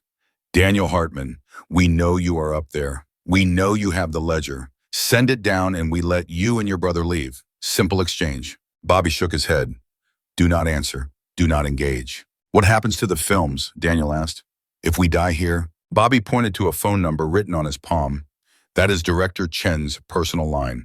If we do not check in within 20 minutes, a team hits the cabin, secures everything, and the whole network goes public immediately. We are not the only ones who know where the caches are. So we are expendable. We are part of something bigger than ourselves, Bobby corrected. Like Klaus, like the 12 Guardians. We do not matter. The truth matters. Below, Kruger and his men were spreading out, taking positions. Professionals. This was not going to be a quick firefight. This was going to be a siege. Last chance, Hartman, Kruger called. Your grandfather killed in the name of following orders. You really want to die protecting his reputation? Daniel leaned over the railing, keeping most of his body in cover. My grandfather was a monster, but what he built exposes bigger monsters, including your grandfather, including everyone the Heritage Foundation has been protecting for 70 years. So no, Kruger, no deal. Then you chose this, Kruger said. And the shooting started. The first shots shattered the silence like thunder breaking over mountains. Daniel dropped behind the gallery railing as bullets chewed into wood where his head had been seconds before. Splinters exploded into the air, old pine and older prayers fragmenting under automatic fire. Bobby returned fire immediately, 3 controlled bursts that sent Kruger's men diving for cover behind the synagogue benches below. Professional, Bobby said, ejecting his magazine to check the count. 8 rounds left in this one, 2 more magazines. You? Daniel pulled his Colt 1911, checked the chamber. 7 plus 1, 1 spare magazine, not enough for a sustained firefight. Below them, Kruger's voice cut through the gunsmoke haze. Conserve ammunition. They cannot leave. We have all night. Daniel crawled to a different position, keeping low. Through gaps in the railing, he could see Kruger directing his men with hand signals. Military precision, 4 positioned to cover the stairs, 2 watching the back exit they could see from their angle, 2 more moving to flank positions, 8 against 2, with superior firepower and tactical advantage. Your backup? Daniel asked Bobby. 9 minutes out, Bobby replied, checking his watch. Maybe 8. He fired another control burst, forcing one of the flanking men back into cover. But they know that too. They will rush us before help arrives. Then we make them pay for every step, Daniel said. And something in his voice came from a jungle 30 years ago, from nights when he had held positions against worse odds, when survival meant being willing to do things that haunted him still. A sound from below, not gunfire. Something else. Daniel risked a look. One of Kruger's men was setting up equipment, a tripod, a cylinder. Daniel's blood went cold. Tear gas, he said. They're going to flush us out. Bobby swore, moved to a new position. We go down fighting or we surrender. Those are the only options now. There is always a third option, Daniel said, thinking fast. We give them what they want. Bobby stared at him. You would surrender the ledger after everything? Not surrender, Daniel said, pulling the red leather book from his backpack. Bargain. He held it up so Kruger could see. One ledger for safe passage. We walk out, you get what you came for. Below, Kruger laughed. You think I am stupid enough to let you leave? You have already seen what is in that book. You already know too much. Then I burn it, Daniel said, pulling out his lighter. Right here, right now. 70 years of documentation turns to ash in 30 seconds. Your call, Kruger. The silence that followed was heavier than the gunfire had been. Daniel could see Kruger calculating, weighing options. The ledger was irreplaceable. Even if the Heritage Foundation got the collection from the cabin, without the ledger, they would not know what they had, would not know how the pieces connected. The book was the key to everything. You burn that, Kruger said slowly, and I kill you both anyway, out of spite if nothing else. Maybe, Daniel agreed, but you will have failed your mission. You will go back to your bosses empty-handed, and I am guessing the Heritage Foundation does not reward failure. Another long silence. Then Kruger spoke to his men, too quiet for Daniel to hear. Two of them holstered their weapons and stepped into the open, hands visible. Kruger joined them. All right, Hartman, you have convinced me. Send down the book. You and your brother walk out the front door. No pursuit for 10 minutes. You have my word. Bobby grabbed Daniel's arm. Do not trust him. The second you send that down, he will kill us both. I know, Daniel said, but I am not sending the book down. He stood, keeping the ledger visible, lighter in his other hand. I am bringing it down, and you are going to provide covering fire if this goes wrong. This is suicide, Bobby hissed. This is the mission, Daniel said. Protect the truth, whatever it costs. He started down the stairs before his brother could argue further. The descent felt like walking through water, each step an eternity. Daniel kept the lighter flame visible against the ledger's leather cover, close enough to ignite. Kruger watched him come, those pale eyes calculating, looking for angles. The two men flanking him had their hands near their weapons, but not on them. Yet. Daniel reached the main floor, stopped 10 feet from Kruger, close enough to talk, far enough to react. Maybe. Smart play, Hartman, Kruger said. But you know how this ends. Even if I let you walk out that door, you are a dead man. The Heritage Foundation has people everywhere. You will never be safe. Probably true, Daniel agreed, but my daughter will be. Because Bobby already sent copies of the ledger to the FBI, to 3 major newspapers, and to the Holocaust Memorial Museum. If anything happens to me or my family, it all goes public immediately. He met Kruger's eyes. Your grandfather's legacy becomes public knowledge. Your family name becomes synonymous with mass murder. Every door that has been opened to you closes. That is the deal Klaus Hartman set up 70 years ago. Insurance against exactly this situation. Kruger's expression did not change, but something in his posture shifted, a subtle tensing. You are lying. Am I? Ask yourself why Klaus kept that collection for 7 decades and never released it. Ask yourself why men like him, guilty of the worst crimes imaginable, dedicated their lives to documenting truth instead of destroying evidence. He leaned forward slightly. Because they knew people like you would come eventually. They knew the Heritage Foundation would try to suppress it. So they built redundancy. Multiple caches, multiple copies, multiple triggers. Kill me, kill Bobby, kill Ruth Mendelsohn and Klaus Werner, and the truth still comes out. Automatically, inevitably. For a moment, nothing moved. 8 men with guns in a ruined synagogue, frozen in a tableau of threat and counter-threat. Then Kruger smiled, and it was the coldest expression Daniel had ever seen. You think you are the first person to threaten us with exposure? We have been playing this game since 1952. We know every move, every counter, every possibility. He gestured casually and his men raised their weapons. There are no copies, Hartman. There is no insurance. Your grandfather was a coward who spent 70 years hiding in the mountains, too afraid to act. just like you are too afraid to actually burn that book. Daniel flicked the lighter wheel. The flame touched the ledger's edge. The old leather began to smoke. Kruger's smile vanished. Stop. Last chance, Daniel said. Let us walk out. The deputy's hand went to his sidearm, and that was when the windows exploded inward. Flash bangs detonated with blinding light and concussive force that knocked everyone off their feet. Daniel hit the ground hard, ears ringing, vision whited out. Through the chaos, he heard Bobby's voice screaming FBI and the distinctive crack of tactical rifles firing. Not at Daniel, at Kruger's men. Hands grabbed Daniel, dragged him behind cover. His vision cleared enough to see Bobby pulling him toward the back exit while federal agents in full tactical gear poured through the windows and doors. The synagogue had become a war zone, but this time the cavalry had arrived. They made it outside into cold night air that tasted like salvation.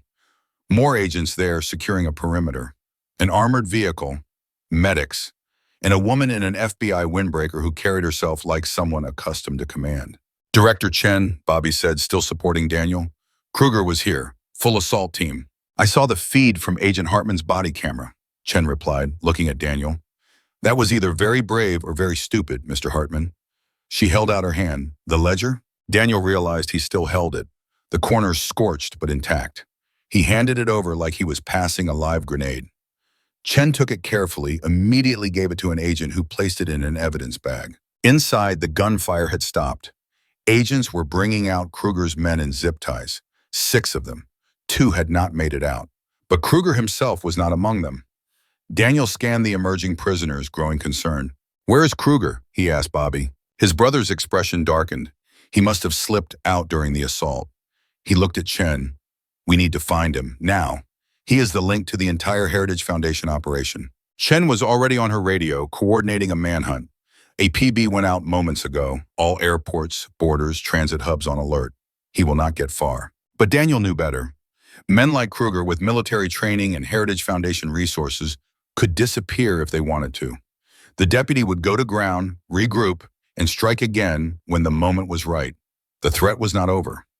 It had merely evolved. Chen gestured and they were loaded into the armored vehicle. You both did good work tonight. Now let us get you somewhere safe while we process the scene and coordinate the manhunt. The safe house was a nondescript rental property in suburban Knoxville, the kind of place that looked like every other house on the block and therefore invisible. Armed agents at the doors, secure communications equipment in what should have been a dining room. Bobby was debriefed first, Daniel second. He spent 3 hours going over everything, finding the cabin collection, meeting Ruth, the synagogue confrontation, Kruger's escape. Chen recorded it all, occasionally stopping to ask clarifying questions. When they finished, she poured 2 glasses of whiskey, slid one across the table to Daniel. You need to understand what happens next. The Heritage Foundation is bigger than Alan Kruger. Taking him and his team off the board hurts them, but they have resources, money, connections. They will try to suppress the ledger legally, challenge its authenticity, discredit your grandfather. Let them try, Daniel said. Klaus documented everything. Provenances, chains of custody, verification from multiple sources.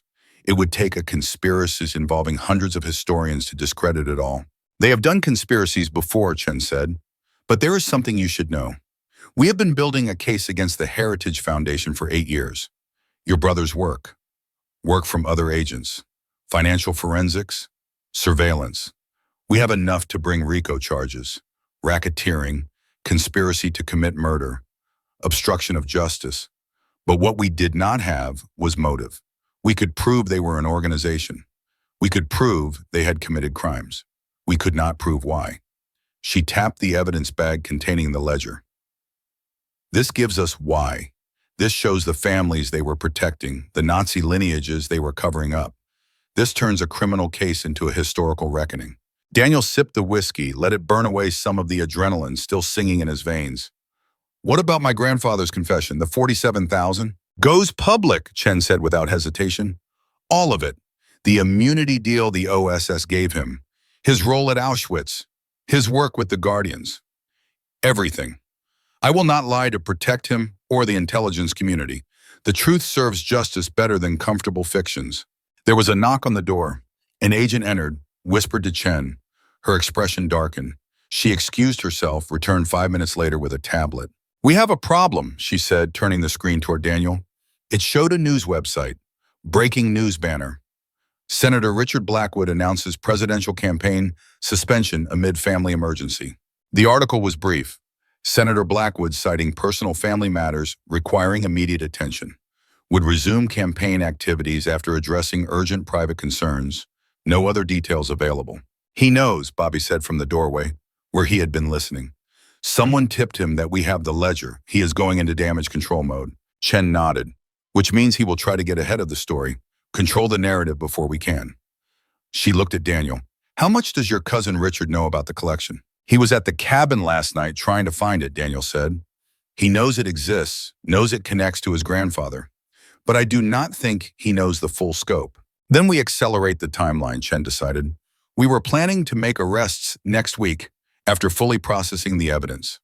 Now we move tomorrow, hit every Heritage Foundation operation simultaneously, seize records, freeze assets, and we release key portions of the ledger to the media before they can set their spin." She looked at Bobby. "Alert all teams. We go at 0600. After she left, Bobby sat down across from Daniel. "You should call Jennifer, your daughter. She needs to hear this from you before it hits the news." Daniel pulled out his phone, looked at it like it was a foreign object. He had not spoken to Jennifer in 3 weeks, not since the funeral, when she had hugged him and told him to call if he needed anything, and he had nodded and not called.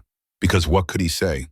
"Your great-grandfather was a Nazi who killed 47,000 people, and I just found out, and by the way, everything you thought you knew about our family is a lie." "What do I tell her?" he asked Bobby. "The truth," his brother said.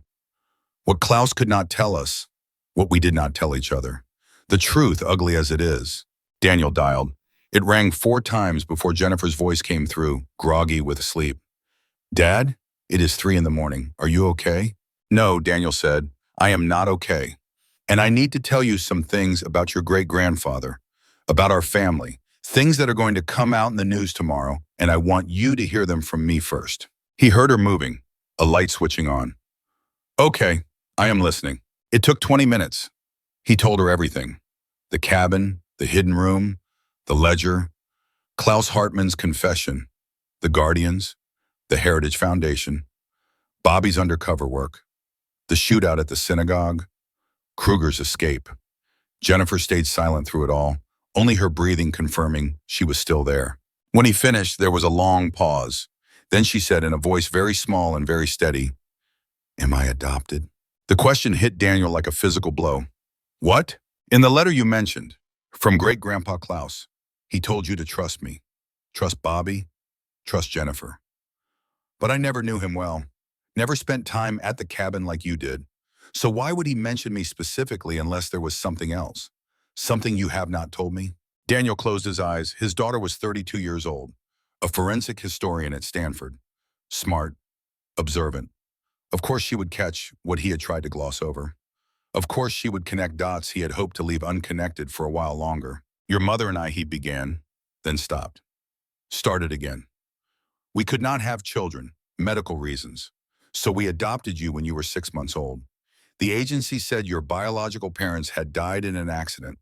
We never questioned it, never looked deeper. You were ours and that was all that mattered." "But they did not die in an accident," Jennifer said. "It was not a question." "I do not know," Daniel admitted. "But the way Klaus mentioned you in his letter, the way Ruth looked at me when I mentioned your name, I think there is more to your adoption than we were told. I think your biological parents might have been connected to the Guardians somehow." Another long silence. Then Jennifer said, "I need to come there, to Tennessee. I need to see the collection, see the ledger, understand what great-grandpa Klaus was trying to protect." "It is not safe," Daniel protested. "The Heritage Foundation knows about you, knows you are my daughter. They might try to use you as leverage." "Then you will protect me," Jennifer said, and her voice carried steel that reminded Daniel of Anna, of his dead wife who had never backed down from anything. "I am a forensic historian, Dad. This is literally what I do. Examine historical documents, verify authenticity, build chains of evidence. If great-grandpa Klaus left me a legacy, I am going to claim it, whether it is dangerous or not." She hung up before he could argue further. Daniel sat holding the phone, feeling the weight of generations pressing down. Klaus had killed 47,000, had spent 70 years atoning, had built a collection that would expose crimes spanning decades, and had specifically mentioned Jennifer, a granddaughter he barely knew, in his final instructions. Bobby had been listening from the doorway. She is coming whether we want her to or not. That is Anna's daughter through and through. She asked if she was adopted, Daniel said. I told her yes. Did not tell her everything else I suspect. About her biological parents? Bobby moved into the room, poured himself a whiskey. Ruth told me about that 5 years ago when I was first working undercover. Said Klaus had arranged Jennifer's adoption personally. Said her real parents were Ernst and Maria Vogel. Guardian 2 and his wife. Daniel felt the room tilt. Ernst Vogel, Guardian 2, the one who had been murdered in Berlin 3 months ago. The one whose death Klaus had noted in the ledger with obvious grief. Jennifer's father was a Guardian? Former Gestapo officer who defected in 1943, Bobby confirmed. Spent 40 years documenting Nazi crimes in East Germany. His wife Maria was an archivist who helped. They were killed in 1992, car bomb in Munich, Heritage Foundation operation, though we could never prove it. Klaus got baby Jennifer out through his network. Arranged a closed adoption through contacts in California. Made sure she ended up with you and Anna because he knew you would raise her right, would teach her to value truth. Daniel stood abruptly, paced to the window. So my daughter is the biological child of a Nazi who became a guardian of truth. Just like I am the grandson of a Nazi who did the same thing. We are all tangled in this web Klaus and the others wove. Not a web, Bobby said, a net, meant to catch the truth and hold it safe until it could be told. He joined Daniel at the window. Jennifer has a right to know who her parents were, what they died for, what Klaus was trying to protect by giving her to you. First, we need to keep her alive long enough to tell her, Daniel said. The next morning came too fast. Daniel had managed 3 hours of sleep on a couch in the safe house. Dreams full of ledgers and flames in his daughter's face, asking questions he could not answer. At 5 a.m., Bobby woke him with coffee and tactical gear. You are not going on the raids, Bobby said, anticipating the question. You are civilian. Liability. But you can watch from the Tactical Operations Center. See how it goes down. The Operations Center was in the basement of an FBI field office. Walls lined with monitors showing feeds from body cameras and surveillance equipment. Chen stood at the center, coordinating 12 simultaneous raids across 6 states. Heritage Foundation offices, personal residences of key members, storage facilities where they kept records, all hitting at exactly 0600. Daniel watched screen after screen fill with tactical teams breaching doors, ordering people to the ground, seizing computers and filing cabinets and safe contents. Professional, efficient, overwhelming force applied with precision. Within 20 minutes, they had secured all 12 locations. Within an hour, they were loading evidence into trucks. One screen showed Richard Blackwood's house in Knoxville, a mansion in a gated community, the kind of place that screamed old money and older privilege.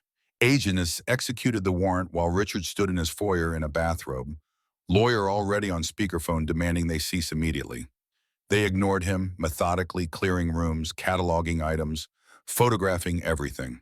In Richard's study, they found a safe. Combination lock, high-end. The technical specialist had it open in 4 minutes.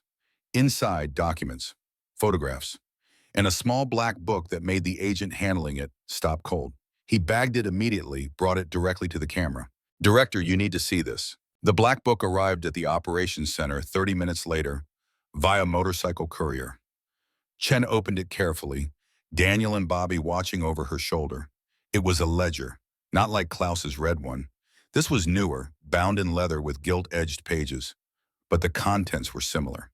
Names, dates, amounts. Only these were not records of Nazi crimes. These were payments, bribes, hush money, dating from 1952 to the present. Payments to judges, prosecutors, journalists, academics. Anyone who got too close to Heritage Foundation secrets. Anyone who needed to be convinced to look the other way. And on the final page, recent entries. Ernst Vogel, Berlin. 50,000 to local police to classify death as natural causes. Alejandro Martinez, Buenos Aires. 75,000 to make disappearance look like voluntary departure. Klaus Werner, Switzerland. Ongoing monitoring, awaiting opportunity for elimination. Ruth Mendelson, Knoxville. Under surveillance, planning intervention. Chen turned the page. More recent still. Samuel Hartman, Chattanooga, monitoring until death confirmed. Daniel Hartman, current, high-priority target, neutralized before public disclosure. Daniel stared at his own name in his cousin's handwriting. Richard had been planning to kill him, had written it down like it was a business expense to be logged and reconciled. This is enough for conspiracy to commit murder, Chen said quietly. Combined with what we are finding at the other locations, we have them. All of them. She looked at Daniel. Your cousin is going to prison for the rest of his life. Before Daniel could respond, another monitor lit up. Breaking news. Senator Blackwood holding emergency press conference. The feed showed Richard, no longer in a bathrobe, now in an expensive suit, standing before a podium with the Heritage Foundation logo behind him. This is going to be bad, Bobby muttered. Richard began speaking, his lawyer's voice smooth and controlled despite the circumstances. This morning, the FBI executed what can only be described as a politically motivated raid on my home and the homes of several board members of the Heritage Foundation, an organization dedicated to preserving American historical heritage. These raids are part of a coordinated smear campaign based on falsified documents allegedly created by a known Nazi war criminal, Klaus Hartmann, who lived under the stolen identity of Samuel Hartman for 70 years. Daniel felt his jaw clench. Richard was getting ahead of it, framing Klaus as the liar, framing the collection as fabrication. The Heritage Foundation has long been aware of Hartman's collection, Richard continued.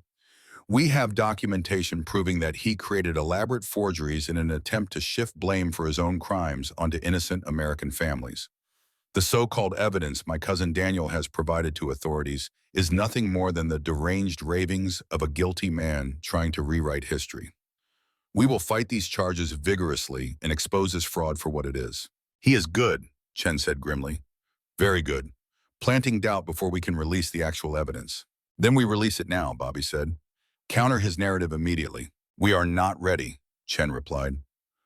Authentication takes time. Chain of custody has to be established. If we rush this and make mistakes, his lawyers will tear us apart. On screen, Richard continued. The FBI has been manipulated by my cousin Daniel Hartman, a man suffering from grief over his wife's death and looking for someone to blame. He has fallen victim to his grandfather's lies and dragged federal resources into a witch hunt against respected American families. We call on the Justice Department to investigate this abuse of power immediately. Daniel watched his cousin lie with the smooth confidence of someone who had been practicing deception his entire life, watched him turn victim into villain, truth into fiction, and felt something cold settle in his chest. This was not just about exposing the Heritage Foundation anymore. This was war. I want to make a statement, he said to Chen. Public, on camera, tell my side before Richard controls the whole narrative. That is not advisable, Chen began. I do not care about advisable, Daniel cut her off. My grandfather was a monster who tried to become something better. He failed, but he tried, and now my cousin is using that failure to protect an entire organization built on covering up war crimes. Someone has to stand up and say that is not acceptable. Someone has to be willing to be the target. Chen studied him for a long moment. Then she nodded. All right, but we do it here. Controlled environment, and I approve the statement before it goes out. 20 minutes later, Daniel sat in front of a camera, exhausted, unshaven, looking every one of his 58 years. Bobby stood behind the camera operator, giving him a thumbs up. Chen had reviewed his statement, made minor edits, approved it. The red light came on. Daniel took a breath and began. My name is Daniel Hartman. I am a veteran of the United States Marine Corps. I served in Vietnam from 1969 to 1972. I came home with scars you can see and scars you cannot. I buried my wife 6 months ago. I thought I knew who I was. I thought I knew my family. I was wrong. 3 days ago, I inherited a cabin in the Smoky Mountains from my grandfather, Samuel Hartman. Everyone thought he was a Holocaust survivor, a Jewish refugee who rebuilt his life in America. We were wrong. His real name was Klaus Hartmann. He was an SS officer at Auschwitz-Birkenau. He participated in the murder of 47,000 people. I cannot defend what he did, cannot forgive it, cannot make it right. Those 47,000 people died because of him. Their families were destroyed because of him. That is truth. That is history. That is unforgivable. But what I can tell you is what he did afterward. For 70 years, he documented American complicity in the Holocaust. He collected evidence showing that American corporations profited from slave labor, that American banks held stolen assets, that American intelligence agencies brought Nazi war criminals to this country and gave them new lives. He built an archive proving that the Holocaust was not just a German crime, but an international one that we in America helped enable and then helped cover up. The Heritage Foundation is an organization dedicated to suppressing that truth. They have killed to protect it. They have bribed officials. They have threatened families. And they are lying to you right now. My cousin, Senator Blackwood, is lying when he says my grandfather's collection is fabricated. The FBI has the evidence. Historians will verify it. The truth will come out. I am making this statement knowing that it will destroy my family's reputation, knowing that my daughter will have to live with the knowledge that her great-grandfather was a mass murderer, knowing that I will be blamed for exposing secrets people wanted to stay buried. I am doing it anyway because my grandfather taught me one true thing in a lifetime of lies. He taught me that history is power, that truth matters, that we have a responsibility to remember even when memory is painful. 47,000 people died at Auschwitz because Klaus Hartmann pointed left instead of right. I cannot bring them back, cannot undo what was done, but I can make sure their deaths are remembered, can make sure the machinery that enabled their murders is exposed, can make sure that the comfortable lies we tell ourselves about American innocence are challenged. The Heritage Foundation wants to suppress this. They want you to believe that questioning American exceptionalism is unpatriotic, that examining our failures is weakness. But I served this country. I bled for it. And I am telling you that true patriotism means facing our history honestly. All of it. The good and the terrible. My grandfather was a monster who became a guardian of truth. I am his grandson, trying to finish what he started. Judge me for that if you must. But judge the evidence first. Read the documents. See the proof. Then decide if the Heritage Foundation deserves your defense or your condemnation. Daniel paused, looked directly into the camera. To the families whose ancestors were murdered at Auschwitz and Bergen-Belsen and Dachau and all the other places where the Holocaust unfolded, I am sorry. Sorry for what Klaus Hartmann did. Sorry for the lies that protected him. Sorry for the decades it took for this truth to emerge. Your dead deserve better than they got, than we gave them. This collection is my attempt, poor as it is, to give them justice 70 years too late. The red light went off. Daniel sat back, feeling hollowed out, emptied. Bobby came around the camera, gripped his shoulder. That was good, Danny. Really good. Klaus would be proud. Klaus does not get to be proud, Daniel said. Klaus gave up the right to pride when he put on an SS uniform. He looked at Chen. When does this go live? Within the hour, she said. Every major network. It will go viral within minutes after that. She hesitated. You understand there is no going back after this? Your life will never be private again. You will be the grandson of a Nazi. That label will follow you forever. Better than being the grandson of a Nazi and lying about it, Daniel replied. The video went live at 10 a.m. By 11, it had been viewed 3 million times. By noon, the Heritage Foundation's main office was surrounded by protesters and news vans. By 1 p.m., Senator Blackwood had disappeared, his lawyer issuing a statement declining further comment. By 2 p.m., Jennifer called. I am on a plane, she said without preamble. Landing in Knoxville at 6 p.m. Have agents pick me up. We need to talk about my biological parents. Daniel wanted to argue, wanted to tell her to stay in California where it was safe. But he heard Anna in her voice, heard the determination that had made his wife fight cancer to the very end, refusing to surrender even when the doctors said there was no hope. Jennifer had that same core of steel. All right, he said. We will talk. All of it. Everything I know. Good, she said. And Dad, what you said in the video about truth mattering, about responsibility to remember. Mom would have been proud of that. She hung up before he could respond. Daniel sat holding the phone, thinking about Anna, about the woman who had married him knowing he had scars from Vietnam, who had adopted Jennifer without hesitation, who had believed that family was what you built, not what you were born into. She had been gone 6 months, and the world was still teaching him things she had tried to tell him when she was alive. Bobby appeared in his doorway. We got a hit on the Heritage Foundation's financial records. They have been paying a shell company in Switzerland for 20 years. Monthly transfers of $50,000. Guess who owns the shell company? Daniel looked up. Who? Someone calling himself Klaus Werner.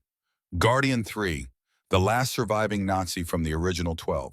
The room seemed to tilt.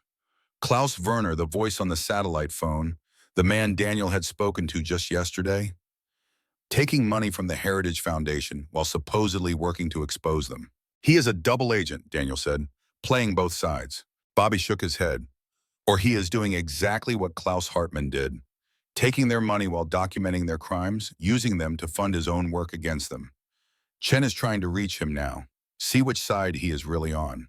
Before Daniel could respond, one of the monitors lit up with an incoming video call, encrypted channel. Chen accepted it. The screen showed an elderly man in a study lined with books, white hair, wire-rimmed glasses, eyes that had seen too much. Klaus Werner, the man said in accented English. Guardian 3, I believe you have been looking for me. Chen leaned forward. We have records showing the Heritage Foundation has been paying you for 20 years. Explain that. Werner smiled, a tired expression. They believe they are paying me to inform on the other Guardians, to tell them when we are planning to release the collection, to be their inside source. He paused. What they do not know is that I have been recording every conversation, documenting every instruction they have given me, collecting evidence of their conspiracy for 2 decades. He held up a small USB drive. Everything is here. Names, dates, orders to commit murders, including the order to kill Ernst Vogel and his wife in 1992. Daniel went cold. You knew about Ernst and Maria Vogel? About Jennifer's parents? I helped Klaus arrange the adoption, Werner said, looking directly at Daniel. Ernst and Maria knew the Heritage Foundation had discovered their location, knew they had days, maybe hours. They brought baby Jennifer to me in Munich, asked me to save her. I got her to Klaus in America. He placed her with you because he knew you were a good man, a man who would raise her to understand what truth costs. Why did they kill Ernst and Maria? Daniel asked. What did they know that was worth murdering them for? Werner's expression darkened. They had documentation proving that several current United States senators are grandchildren of Nazi collaborators, proof that their family fortunes came from stolen Jewish assets, information that would destroy political careers and family dynasties if it became public. He gestured to the USB drive. That documentation is here, along with updated information on current Heritage Foundation members, including Senator Richard Blackwood's plan to run for president specifically to pardon all former Nazis and their descendants if elected. Chen sat back. You are telling me Blackwood wanted to become president to issue mass pardons? Executive authority extends to federal crimes, Werner said. The Nazis brought here through Operation Paperclip were given immunity from war crimes prosecution, but that immunity was not absolute. New evidence can reopen cases. The Heritage Foundation has been terrified for years that someone would find documentation proving their ancestors committed prosecutable offenses on American soil. Blackwood's plan was to issue preemptive pardons, protect everyone retroactively, make it impossible to prosecute even with new evidence. That is why they wanted the collection destroyed, Bobby said, not just to protect reputations, to prevent federal prosecution. Werner nodded. Klaus understood this, spent his final years ensuring that when the collection was released, it would come with enough evidence to make prosecutions inevitable. Your grandfather was many terrible things, Daniel, but he was also thorough. He made sure his atonement would outlive him. Can you testify? Chen asked. In court? About everything you just told us? I am 88 years old, Werner said. I have cancer. 3 months, maybe 6. I will testify if I live long enough. But the evidence I collected stands regardless. He held up the USB drive again. I am sending this to you now via encrypted channel. Use it. Finish what we started. Before anyone could respond, a sound came through Werner's feed. Glass breaking. The old man's eyes went wide. Then his camera shifted violently as someone grabbed him from behind. The screen showed a brief glimpse of men in tactical gear before Werner's hand moved deliberately, pressing something off camera. The screen went black. For several seconds, there was silence. Then it came back on. Werner sat composed in his chair, hands folded. Behind him stood 2 men with weapons visible. Forgive the dramatic staging, Werner said calmly, but I needed you to believe the Heritage Foundation had found me. They have not. These are Swiss police who have been protecting me for the past month. The threat was real enough that we staged this intervention. His eyes found Daniel through the camera. But the USB drive upload completed before you saw the breach. Everything I promised is now in FBI custody. Chen was already confirming the file transfer on her console. Received and verified. Complete upload. Werner continued. I am being moved to a secure medical facility where I will spend my remaining time under protection. If the Heritage Foundation truly does locate me, these officers will ensure I am not taken alive to be interrogated. He paused. Tell Jennifer her parents were heroes. Tell her Klaus loved her like his own granddaughter. Tell her the truth always wins, even when the cost is everything. The screen went black again. This time it stayed black. Chen looked at Daniel and Bobby. He just gave us everything we need. 20 years of documentation. Recordings of Heritage Foundation leadership ordering murders. Financial records proving the conspiracy. Testimony linking current officials to Nazi lineages. She sat back. This is over. We have won. But Daniel did not feel like they had won. He felt the weight of what Werner had risked, what Ernst and Maria Vogel had died for, what Klaus had spent 70 years building. Victory did not erase 47,000 deaths, did not undo the decades of cover-up, did not bring back the guardians who had been murdered. Victory just meant the truth would survive. That was all. That had to be enough. That night, after Jennifer arrived and they talked for hours about her biological parents and Klaus's legacy and what it meant to inherit truth rather than lies, Daniel stood at the window of the safe house watching the city lights of Knoxville spread across the valley. Bobby joined him. Chen says Kruger is still in the wind. Every law enforcement agency in the country is looking for him, but he has gone to ground. Probably Heritage Foundation safe house somewhere. He will surface eventually, Daniel said. Men like that always do. They cannot help themselves. And when he does, we will be ready, Daniel said. Because Klaus taught us one thing, if nothing else. Always think 3 moves ahead. Outside, the November night was cold and clear. Somewhere in that darkness, Alan Kruger was planning his next move. Somewhere, the Heritage Foundation was regrouping, adapting, preparing to fight back legally if they could no longer fight physically. But somewhere, too, in FBI servers and Holocaust museums and encrypted networks around the world, the truth Klaus Hartmann had spent 70 years preserving was spreading, growing, becoming impossible to suppress. The Guardians had spent decades in shadow. Now their work was stepping into light. And Daniel, inheritor of a monster's mission, would make sure it stayed there, whatever the keys. Jennifer arrived at the safe house like a storm breaking over quiet water. She swept through the door flanked by FBI agents, her dark hair pulled back severely, wearing jeans and a Stanford sweatshirt that made her look younger than 32, but carrying herself with a determination that added decades. She saw Daniel and stopped. For a moment, father and daughter just looked at each other across a room full of federal agents and tactical equipment, and the weight of revelations that had shattered their understanding of family. Then she crossed the distance and hugged him. Hard. The kind of embrace that said words were inadequate for what they both felt. Mom would have handled this better than either of us, she said into his shoulder. Your mother would have already organized the entire collection into a database and written a preliminary analysis, Daniel replied, managing a small smile. We are amateurs compared to her. Jennifer pulled back, wiped her eyes quickly. Show me everything. The ledger, the collection, Werner's files, all of it. I want to see what my biological parents died protecting. Bobby led them to a secure room where the evidence was being processed. Technicians in white gloves carefully scanning documents, photographing pages, building digital archives. The red ledger sat in a climate-controlled case, open to Klaus Hartmann's confession. Jennifer approached it slowly, like it might explode. When she read the first page, her face went pale. 47,000, she whispered. He killed 47,000 people and then raised you, taught you chess, pretended to be a survivor. Her hands clenched. How do you process that? How do you hold that in your mind without breaking? You do not process it, Daniel said. You just carry it, like he carried it for 70 years, like we will carry it now. Director Chen entered with a tablet. We have completed preliminary analysis of Werner's USB drive.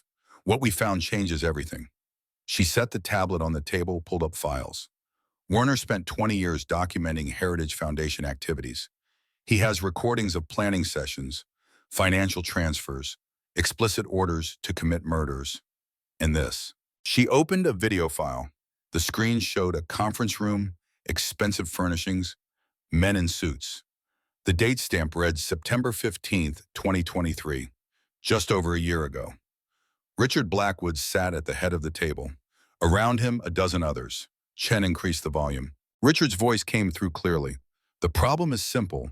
The Guardian's collection represents an existential threat to 43 families. Not just reputational damage. Federal prosecution for war crimes committed on American soil. Our legal analysis shows that Operation Paperclip immunity does not extend to crimes committed after arrival in the United States. Several of our founders continued intelligence activities that violated federal law. If the collection goes public, if prosecutors build cases, we are looking at seizure of assets totaling $3.7 billion and prison time for current family members under conspiracy statutes. Another voice older. Then we eliminate the collection, find it, destroy it, end the threat. Richard shook his head on screen. Samuel Hartman has been too careful. Multiple caches, dead man switches. Kill him and everything goes public automatically. We have been monitoring him for years, cannot find the trigger mechanisms. So we wait. Let nature take its course. Old man is 94, cannot live much longer. And after he dies, the older voice asked. Richard leaned forward. Then we move on his heir, his grandson Daniel, former Marine, widower, isolated, vulnerable. We approach him before he understands what he has inherited, offer to buy the property at premium prices, get access to the cabin, secure the collection before he realizes its significance. If he refuses or becomes aware of what he has, we eliminate him and take it by force. The video ended. Chen closed the file. That is conspiracy to commit murder on tape. Multiple witnesses.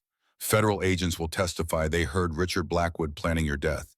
Combined with the ledger and Werner's documentation, we have enough to put him away for life. Daniel felt numb. His cousin had sat in that conference room a year ago and casually discussed murdering him. Had waited for Samuel and then moved immediately to secure the collection. The break-in at the cabin the first night had not been random, had been Richard or his people, searching while Daniel was at the funeral. There is more, Chen continued. Werner identified 12 current United States government officials who are direct descendants of Nazi collaborators. 3 senators, 4 congressmen, 2 federal judges, 1 cabinet secretary, 2 agency directors, all of them benefiting from family wealth that originated in Holocaust theft. All of them unaware of their true heritage because the Heritage Foundation has been sanitizing family histories for 70 years. Bobby whistled low. You are talking about bringing down a significant portion of the federal government. I am talking about exposing the truth, Chen corrected. What happens after that is up to voters and prosecutors. But the American people deserve to know who they elected, deserve to know where the money comes from. She looked at Jennifer. Your biological father, Ernst Vogel, spent 40 years documenting these connections. He died because he got too close to proving what Werner just handed us. Jennifer had been reading through files on the tablet, her historian's mind processing information with practiced efficiency. She looked up, her expression grim. This is not just about World War II. This is about a systematic cover-up that has lasted 3 generations. The Heritage Foundation is not protecting history. They are manufacturing it, creating false narratives about American innocence while suppressing evidence of complicity. She turned to Daniel. Grandpa Klaus was not just documenting Nazi crimes. He was documenting the American machinery that enabled them and profited from them. Which is why they want him discredited, Chen said. Why Richard went on television calling the collection forgeries. If they can destroy Klaus's credibility, they can cast doubt on everything he preserved. She pulled up another file. But we have authentication. Werner included documentation showing how Klaus verified every piece in the collection. Multiple source confirmation. Chain of custody records. Expert analysis from historians who examined materials over the years. It is unassailable. Then why have we not released it yet? Daniel asked. Why are we sitting here when we could be holding press conferences and showing the world what we have? Because Richard Blackwood has resources we are still mapping, Chen said. He disappeared after the raids. We have warrants. We have frozen his assets. But he has access to Heritage Foundation funds and offshore accounts. And he has people, loyalists who believe in what the organization represents. We need to move carefully. Carefully gets more people killed, Bobby said. Warner died because we moved too slowly. How many more Guardians have to die before we act? There are no more Guardians, Ruth Mendelssohn's voice said from the doorway. The old woman stood there, leaning on a cane, escorted by 2 agents. Only inheritors now, only those of us who carry forward what the dead began. She moved into the room, her eyes finding Jennifer. You look like your mother. Maria had that same fire in her eyes, that same refusal to accept comfortable lies. You knew my mother? Jennifer asked. I knew both your parents, Ruth said, settling into a chair, with the careful movements of someone whose bones remembered harder times. Ernst was Gestapo in his youth, believed in the Reich until he saw what it truly meant. Defected in 1943, brought intelligence to the Americans. After the war, he dedicated himself to documenting every Nazi who escaped justice. Your mother, Maria, was an archivist in East Berlin. Together, they built cases that should have gone to international courts. She paused. The Heritage Foundation killed them to prevent that. Killed them and left you orphaned. Klaus saved you because he understood that some debts can only be repaid forward to the next generation. Jennifer's hands were shaking. She pressed them flat against the table. What did they know? What information was worth murdering them for? Ruth pulled a folder from her bag. This is a copy of their final report, the one they were going to submit to German prosecutors in 1992. It identified 47 American citizens living in the United States who had participated in war crimes on European soil and then entered the country illegally using false papers. Not Operation Paperclip scientists who came through official channels, war criminals who bought their way in with stolen assets, who created false identities, who built new lives while their victims were forgotten. She opened the folder, spread photographs across the table. Daniel recognized some of the faces. Businessmen, politicians, philanthropists, men who had died respected, their obituaries full of praise for community service and charitable works. And beneath each photograph, documentation, original identity, unit assignment, crimes committed, evidence of illegal entry into the United States. Your parents were going to expose all of this, Ruth said to Jennifer. Going to prove that the American government had not just brought Nazis here through official programs, but had allowed hundreds more to slip through unofficially. That border officials had been bribed, that immigration authorities had looked the other way, that the cover-up went higher than anyone knew. She looked at Chen. The Heritage Foundation could not allow that, so they killed Ernst and Maria and buried their research, or thought they did. Klaus kept copies, Bobby said. Of course he did. That is why the collection was so valuable. It was not just his documentation. It was everybody's. All 12 Guardians contributing, building a comprehensive archive that no single elimination could destroy. Ruth nodded, and now it falls to you, to all of you. She gestured around the room. Daniel, who inherited the cabin and the mission. Bobby, who has been fighting in the shadows for a decade. Jennifer, who carries her parents' legacy in her blood and her training. Director Chen, who has the authority to act. You are the new Guardians, whether you accept that title or not. Daniel looked at his daughter, at his brother, at the woman who had dedicated her life to fighting an organization built on protecting monsters. Then at Ruth, survivor and conspirator, witness and keeper of terrible truths. What do we need to do? He asked. Chen pulled up a map on one of the large monitors. We have located Richard Blackwood. He is not in the country anymore. He fled to Argentina 3 days ago, Buenos Aires specifically. The Heritage Foundation has maintained operations there since 1952. He is in a fortified compound with private security. Argentinian authorities are cooperative but slow. Extradition could take months. Then we do not wait for extradition, Bobby said. We go public now. Release everything. Force his hand. If we release too soon before arrests are coordinated, people will run, Chen said. We are tracking 43 individuals across 6 countries. All of them connected to the Heritage Foundation. All of them potential prosecution targets. We need to move simultaneously. Lock them all down at once. How long? Daniel asked. 72 hours, Chen said. 3 days to coordinate with the international partners. Get warrants. Position teams.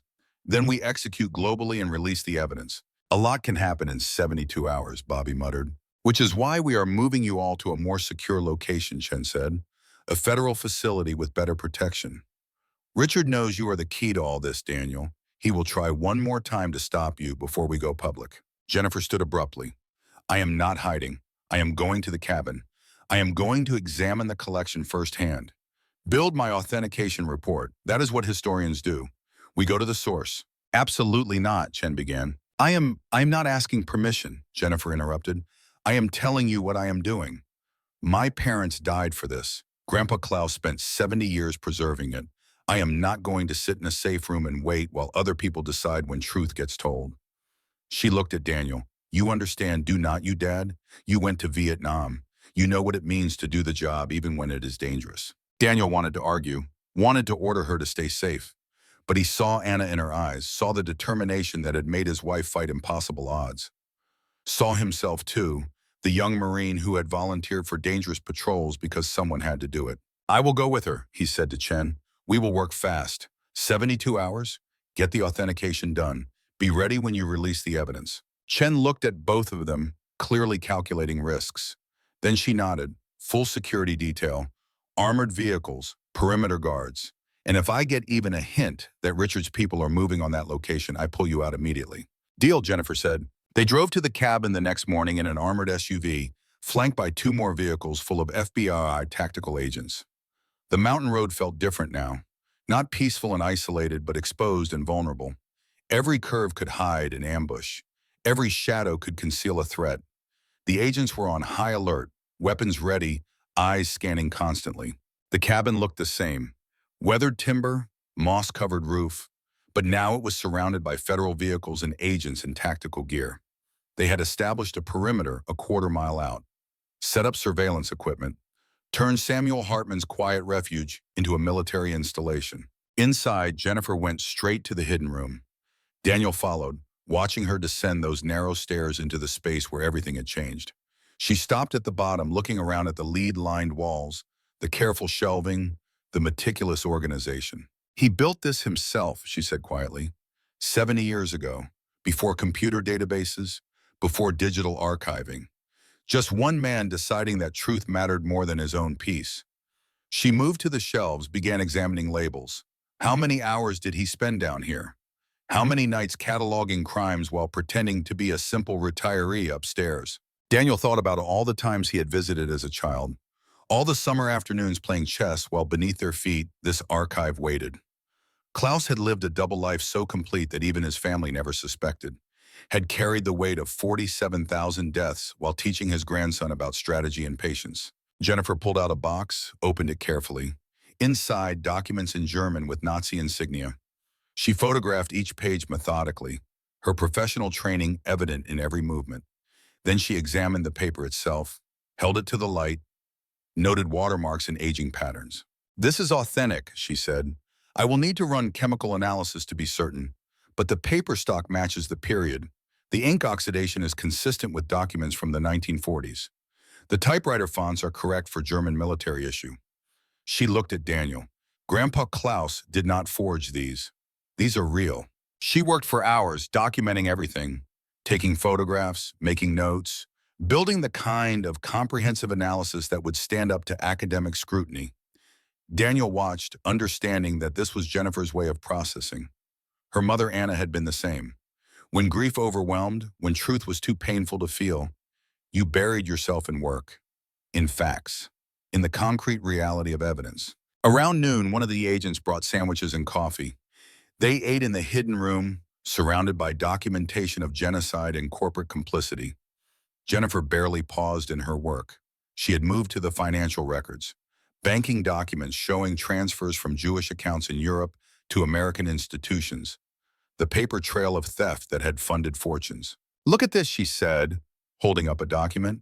This is a transfer from Credit Suisse to Chase National Bank in 1946. $300,000 from account number 5529173, registered to the Goldstein family of Vienna. The Goldsteins died at Treblinka in 1942. This money was stolen from their account and transferred to an American account registered to a shell company. She traced her finger down the page. That shell company was owned by Johann Schwarzwald, Senator Blackwood's grandfather. Can you prove the chain? Daniel asked. With enough time, yes. The documentation is here. Bank records, corporate registrations, cross-references to other sources. It is all here. Klaus was thorough, almost obsessively so. She set the document down carefully. This is not just evidence of theft. This is evidence that could support civil suits by descendants of Holocaust victims. Billions of dollars could be at stake. Is that what Ernst and Maria were working on when they died? Following the money? Jennifer nodded slowly. According to Werner's notes, they had traced 7 major American fortunes back to Nazi gold. Had documentation proving the money was stolen from specific families. Were preparing to file claims in international court. She met Daniel's eyes. The Heritage Foundation did not kill them to protect reputations. They killed them to protect money. The afternoon wore on. Jennifer worked without stopping, driven by something Daniel recognized. It was the same drive that had kept him going through 3 tours in Vietnam. The understanding that stopping meant thinking, and thinking meant feeling, and feeling meant confronting the full weight of what you had learned. Better to work, better to document, better to build a case than to sit with the knowledge that your great-grandfather was a monster and your biological parents were murdered and everything you thought you knew was constructed on lies. Around 4 p.m., Bobby came down the stairs. His expression was grim. We have a problem. German authorities found Werner's body. They are calling it a robbery gone wrong. No mention of the Heritage Foundation. No arrests. They are covering it up, Daniel said. Even now, even with everything we have, they still have enough influence to shape the narrative. Bobby nodded. And there is more. Richard Blackwood gave an interview from Buenos Aires. It is all over the news. He pulled out his phone, played a video. Richard appeared on screen, sitting in what looked like a library, expensive books behind him. He wore a suit despite the heat Daniel knew Buenos Aires was experiencing. Every inch, the respected statesman being persecuted by a corrupt system. I have left the United States temporarily while my attorneys fight these baseless charges, Richard said to the interviewer. The evidence being used against me was fabricated by a Nazi war criminal who spent 70 years perfecting his lies. Klaus Hartmann was a monster who created an elaborate forgery to shift blame from himself onto innocent Americans. My family. Other families whose only crime was being successful. The FBI has been duped by my emotionally unstable cousin who is looking for someone to blame for his grandfather's sins. The interviewer asked a question Daniel could not hear clearly. Richard smiled, the expression not reaching his eyes. Daniel Hartmann is suffering from grief and manipulation, Richard continued. His grandfather groomed him from childhood to believe these lies, fed him conspiracy theories, made him the perfect patsy. I feel sorry for Daniel, sorry for what Klaus did to him, but I will not let that sympathy prevent me from defending my family against this slander. The video ended. Bobby put his phone away.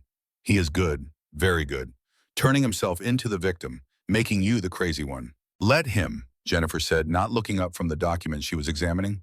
We have evidence. We have authentication. We have Werner's recordings of Richard planning murder. Truth does not care about narrative spin.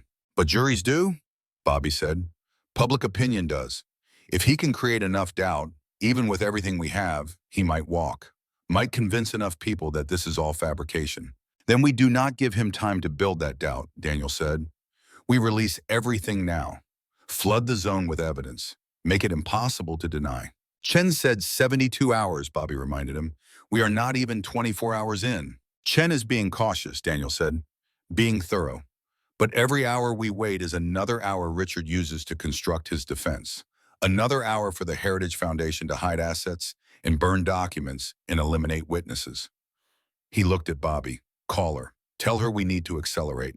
Bobby hesitated, then nodded and headed upstairs. Daniel turned to Jennifer. How much more do you need to complete your authentication? Give me until midnight, she said.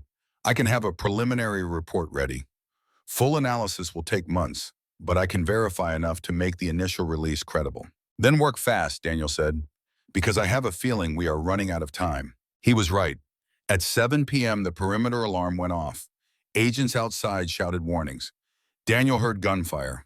Not close yet, but getting closer. Someone was attacking the perimeter.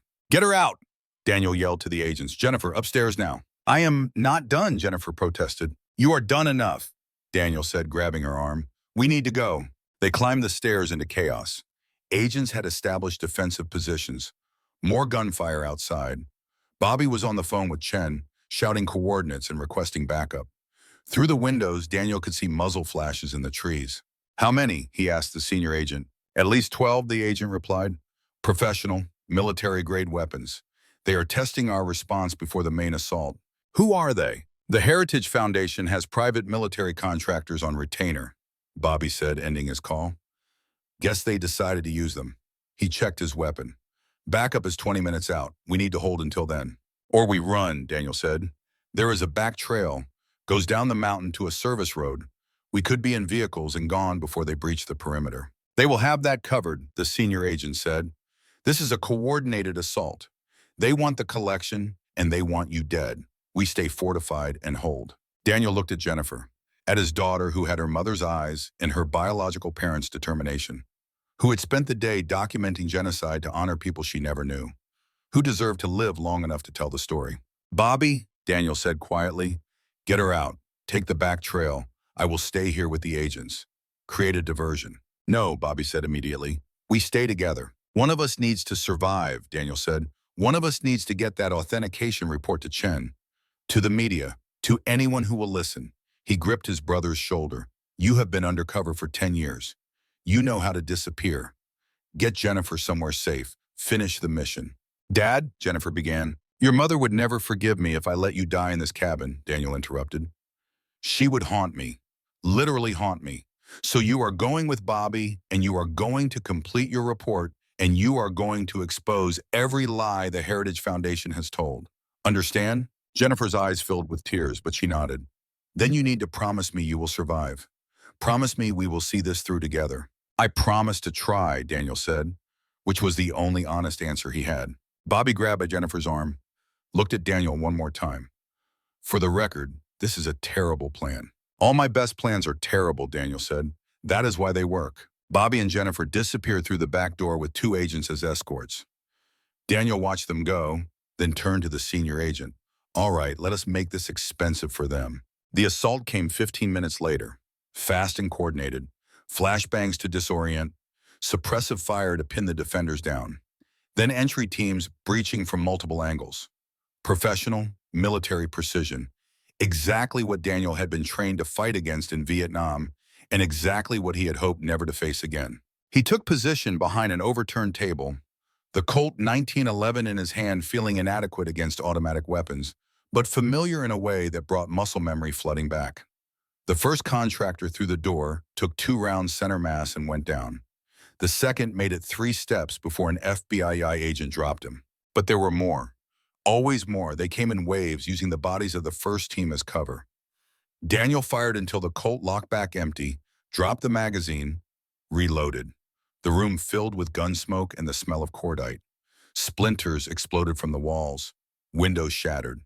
The cabin that Samuel Hartman had built 70 years ago to protect truth was being torn apart by men trying to destroy it. Daniel took a round in the shoulder. The impact spun him around, knocked him against the wall. Pain bright and sharp. He got his feet back under him, kept firing, saw an agent go down, saw another one clutch at his leg. The tactical situation was deteriorating fast. Then, miraculously, the shooting stopped. For a moment, there was only ringing silence and ragged breathing. Daniel risked a look around his cover. The contractors had pulled back, regrouping or waiting for something. A voice called from outside, amplified, electronic. Daniel Hartman, we know you are in there. We know your daughter and brother escaped. We have teams tracking them now, but this can end peacefully. Come out. Bring the ledger. We let you and the agents live. Daniel laughed, tasted blood. You killed Klaus Werner yesterday. Why would I trust you?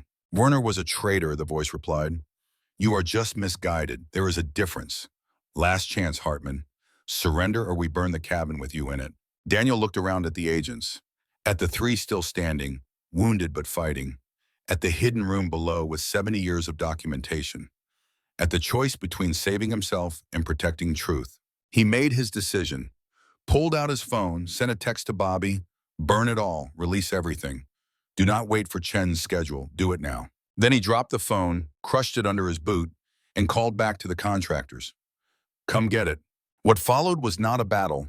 It was a last stand, the kind Daniel had read about in history books and never thought he would experience. The contractors came again, this time with overwhelming force. They threw incendiaries. The cabin began to burn. Smoke filled the air, thick and choking. Daniel fired his last rounds, then picked up a fallen agent's rifle. Kept fighting because that was what you did. Because Bobby and Jennifer needed time to get clear. Because 70 years of truth deserved to be defended. Because at the end of everything, you stood for something or you stood for nothing. And he was reloading when the explosion happened. Not from contractor weapons. From below. From the hidden room. The blast shook the entire structure. Fire erupted through the floorboards. Daniel realized what had happened. The agents had set charges in the collection, destroying it rather than letting it fall into Heritage Foundation hands. No, he tried to yell, but smoke filled his lungs. 70 years of documentation. Klaus's life work, the evidence that could bring down an entire organization, gone. All of it gone.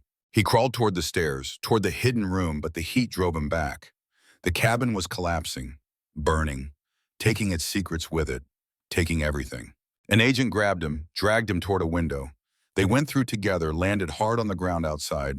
More agents were there, retreating from the inferno. The contractors had pulled back, watching the cabin burn. Mission accomplished for them. The collection destroyed. The evidence eliminated. Daniel lay on the cold ground, shoulder wound bleeding, lungs full of smoke, watching 70 years of his grandfather's atonement turn to ash. All for nothing. Everything Klaus had preserved, everything the 12 guardians had died protecting. Gone. Then his phone buzzed in his pocket, the one he had forgotten about, the satellite phone Ruth had given him. He pulled it out with shaking hands. A message from Bobby. "We made it out. Jennifer is safe. And Dad, the collection was not destroyed. We copied everything 3 days ago. Full digital backup. Chen has it. Werner's evidence too. Everything. The cabin burning does not matter. The truth is already out there." Daniel read the message twice. Then again. Started laughing, which turned into coughing that brought up blood. The agents around him looked concerned, called for medics. But Daniel kept laughing through the pain and smoke and realization. Klaus had built redundancy, had planned for this exact scenario. The cabin collection had been important, yes, but it had also been bait, drawing the Heritage Foundation's attention, making them think they could win by destroying it, while the real evidence was already copied, distributed, protected. Even in death, even after 70 years, Klaus Hartman was still thinking 3 moves ahead. The medics arrived, started working on Daniel's shoulder. In the distance, he could hear sirens. Backup finally arriving. Too late to save the cabin, but in time to arrest the contractors who stood around looking satisfied that they had completed their mission. They had no idea they had already lost. Director Chen arrived 30 minutes later, surveying the smoldering ruins of the cabin with an expression that gave nothing away. She found Daniel being loaded into an ambulance, bandaged and stabilized but conscious. "Your brother released everything," she said without preamble. "Every file, every recording, every piece of evidence from Klaus's collection and Werner's USB drive. It hit the internet at 8 p.m., went viral immediately, cannot be suppressed or contained now. It is everywhere." Daniel closed his eyes. "And Richard?" "Argentinian authorities arrested him 20 minutes ago. International warrant, murder conspiracy, racketeering, war crimes conspiracy. He will be extradited within 72 hours. She paused. "It is over, Daniel. You won." "Klaus won," Daniel corrected, opening his eyes. "I just finished his game." Chen nodded. "The cabin is gone, but the truth survived. That is all that matters." As the ambulance doors closed, Daniel looked one last time at the ruins of Samuel Hartman's cabin. The place where Klaus Hartman had spent 70 years carrying the weight of 47,000 deaths. The place where truth had been preserved in darkness until it could emerge into light. The cabin was gone, but what it protected would outlive them all. That was all Klaus had ever asked for. That was all any of them could hope to achieve. The hospital room in Knoxville smelled of antiseptic and old coffee. Daniel lay in the bed, shoulder bandaged, a drip feeding antibiotics into his system. The bullet had missed major arteries but shattered his collarbone. Surgery had taken 4 hours. Recovery would take months. But he was alive, which was more than the 3 FBI agents who had died defending the cabin could say. Bobby sat in the chair by the window. looking older than his 55 years. He had not left the hospital since Daniel came out of surgery, had not shaved, had barely slept, just sat there keeping watch the way brothers do when the world has tried to kill you and failed. Jennifer was curled up in another chair, laptop open, working even here. Even now, she had spent the last 36 hours fielding calls from historians, journalists, prosecutors. Everyone wanted to talk to the granddaughter of Klaus Hartmann, the daughter of murdered guardians Ernst and Maria Vogel, the forensic historian who had authenticated the collection that was now shattering comfortable illusions across the globe. The television mounted on the wall showed CNN had been showing news coverage nonstop since Bobby released everything. Daniel had watched the story evolve from initial shock and disbelief to verification by major news organizations, to calls for investigations, to protests outside Heritage Foundation offices, to senators resigning, to corporate boards holding emergency meetings, to the slow, grinding machinery of accountability beginning to turn. The current segment showed Senator Richard Blackwood being escorted through the Buenos Aires airport in handcuffs. Argentinian police on one side, FBI agents on the other. His expensive suit rumpled, his face pale. The man who had planned to become president and pardon his way out of history was now facing extradition and multiple murder charges. The anchor's voice provided context. Senator Blackwood's grandfather, Johann Schwarzwald, was confirmed to have been a Nazi banker who facilitated the theft of over $400 million in Jewish assets. These funds were used to establish what became the Blackwood family fortune. Senator Blackwood has been charged with conspiracy to commit murder in connection with the deaths of German historians Ernst and Maria Vogel in 1992, as well as the recent murder of Klaus Werner in Berlin. Additional charges related to his role in the Heritage Foundation's racketeering operations are expected. The screen shifted to show footage of Heritage Foundation headquarters in Chicago. Federal agents carrying boxes of evidence. Protesters with signs reading, "Remember the 6 million and no sanctuary for Nazi descendants." The organization that had operated in shadows for 70 years was being torn apart in broad daylight. Bobby muted the television. "You should rest. Stop watching the news." "I need to see it," Daniel said. "Need to know it is real. That we actually did it."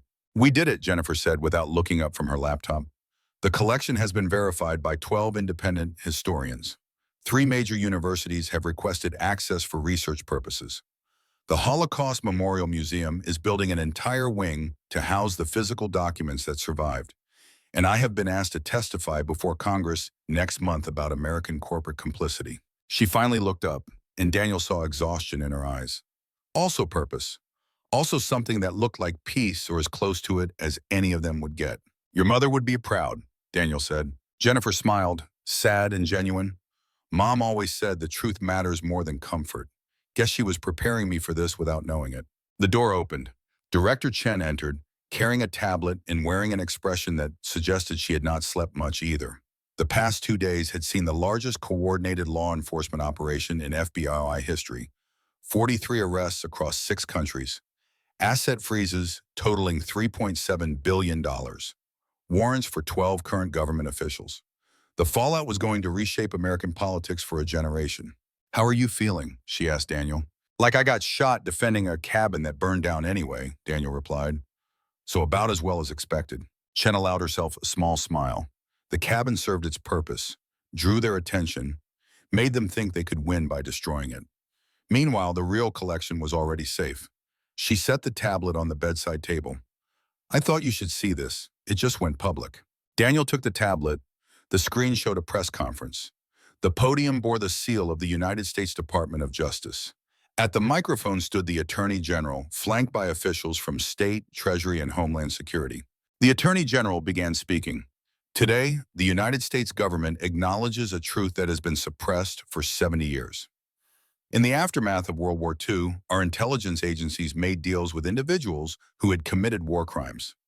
Operation Paperclip brought 1,600 German scientists to America. Many had been members of the Nazi Party. Some had direct involvement in programs that used slave labor or conducted medical experiments on concentration camp prisoners. These individuals were given immunity from prosecution in exchange for their knowledge. At the time, this was justified as necessary to compete with the Soviet Union, to win the space race. to develop weapons systems that would protect American interests. But in granting this immunity, we sent a message that certain crimes could be forgiven if the perpetrator had something we wanted. That message was wrong then. It remains wrong now. The Attorney General paused, looked directly into the camera. Additionally, we have now confirmed that beyond Operation Paperclip, hundreds of other Nazi collaborators entered the United States illegally using false identities and stolen assets. They integrated into American society, built businesses and families. And when their past threatened to surface, they organized to suppress the truth. The Heritage Foundation was created in 1952 specifically to protect these individuals and their descendants. Thanks to the courage of Klaus Hartmann, who despite his own terrible crimes spent 70 years documenting this cover-up, and to Daniel Hartmann, Jennifer Hartmann, and FBI Special Agent Robert Hartmann, who risked their lives to ensure this documentation survived, we can now begin the process of accountability. The Attorney General outlined next steps: criminal prosecutions, civil asset forfeiture, congressional investigations, international cooperation with German, Austrian, and Polish authorities to identify victims' families and establish restitution funds. It was comprehensive, it was unprecedented, it was exactly what the Guardians had spent 70 years working toward. When the video ended, Daniel set the tablet down carefully. Klaus would have watched this and felt nothing. No satisfaction, no pride, just the weight of 47,000 people who did not live to see it. But he made it happen, Bobby said quietly. Spent his whole life making sure this moment would come. Does that balance the scales, Daniel asked?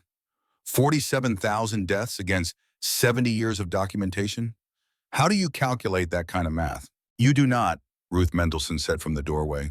The old woman stood there leaning on her cane, looking frailer than Daniel had ever seen her, but still standing, still surviving.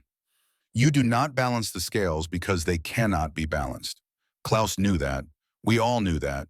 The work was not about redemption. It was about responsibility. She moved into the room, settled into a chair with the careful movements of someone whose body was finally giving out after carrying too much for too long. I have been asked to testify as well. Before Congress, before international courts, they want me to speak about the Guardians, about why Holocaust survivors worked with former Nazis, about what we were trying to achieve.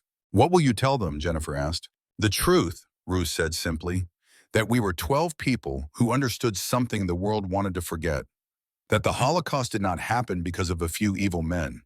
It happened because millions of ordinary people participated or stayed silent, because corporations saw profit opportunities, because governments made calculated decisions about what they could tolerate, because the machinery of genocide required international cooperation, even if that cooperation was just looking away. She looked at each of them in turn. Klaus Hartmann killed 47,000 people, but IBM's punch cards tracked millions. Ford's trucks transported hundreds of thousands to camps. American banks held assets stolen from entire communities. The guilt is not equal, but the complicity is undeniable. That is what we documented. That is what Klaus spent 70 years ensuring would not be forgotten. And now it will not be, Chen said. Every major news organization in the world is covering this. Universities are developing new curriculum. Prosecutors are building cases. The Heritage Foundation is being dismantled. Change is happening. Because people died for it, Bobby said, his voice hard.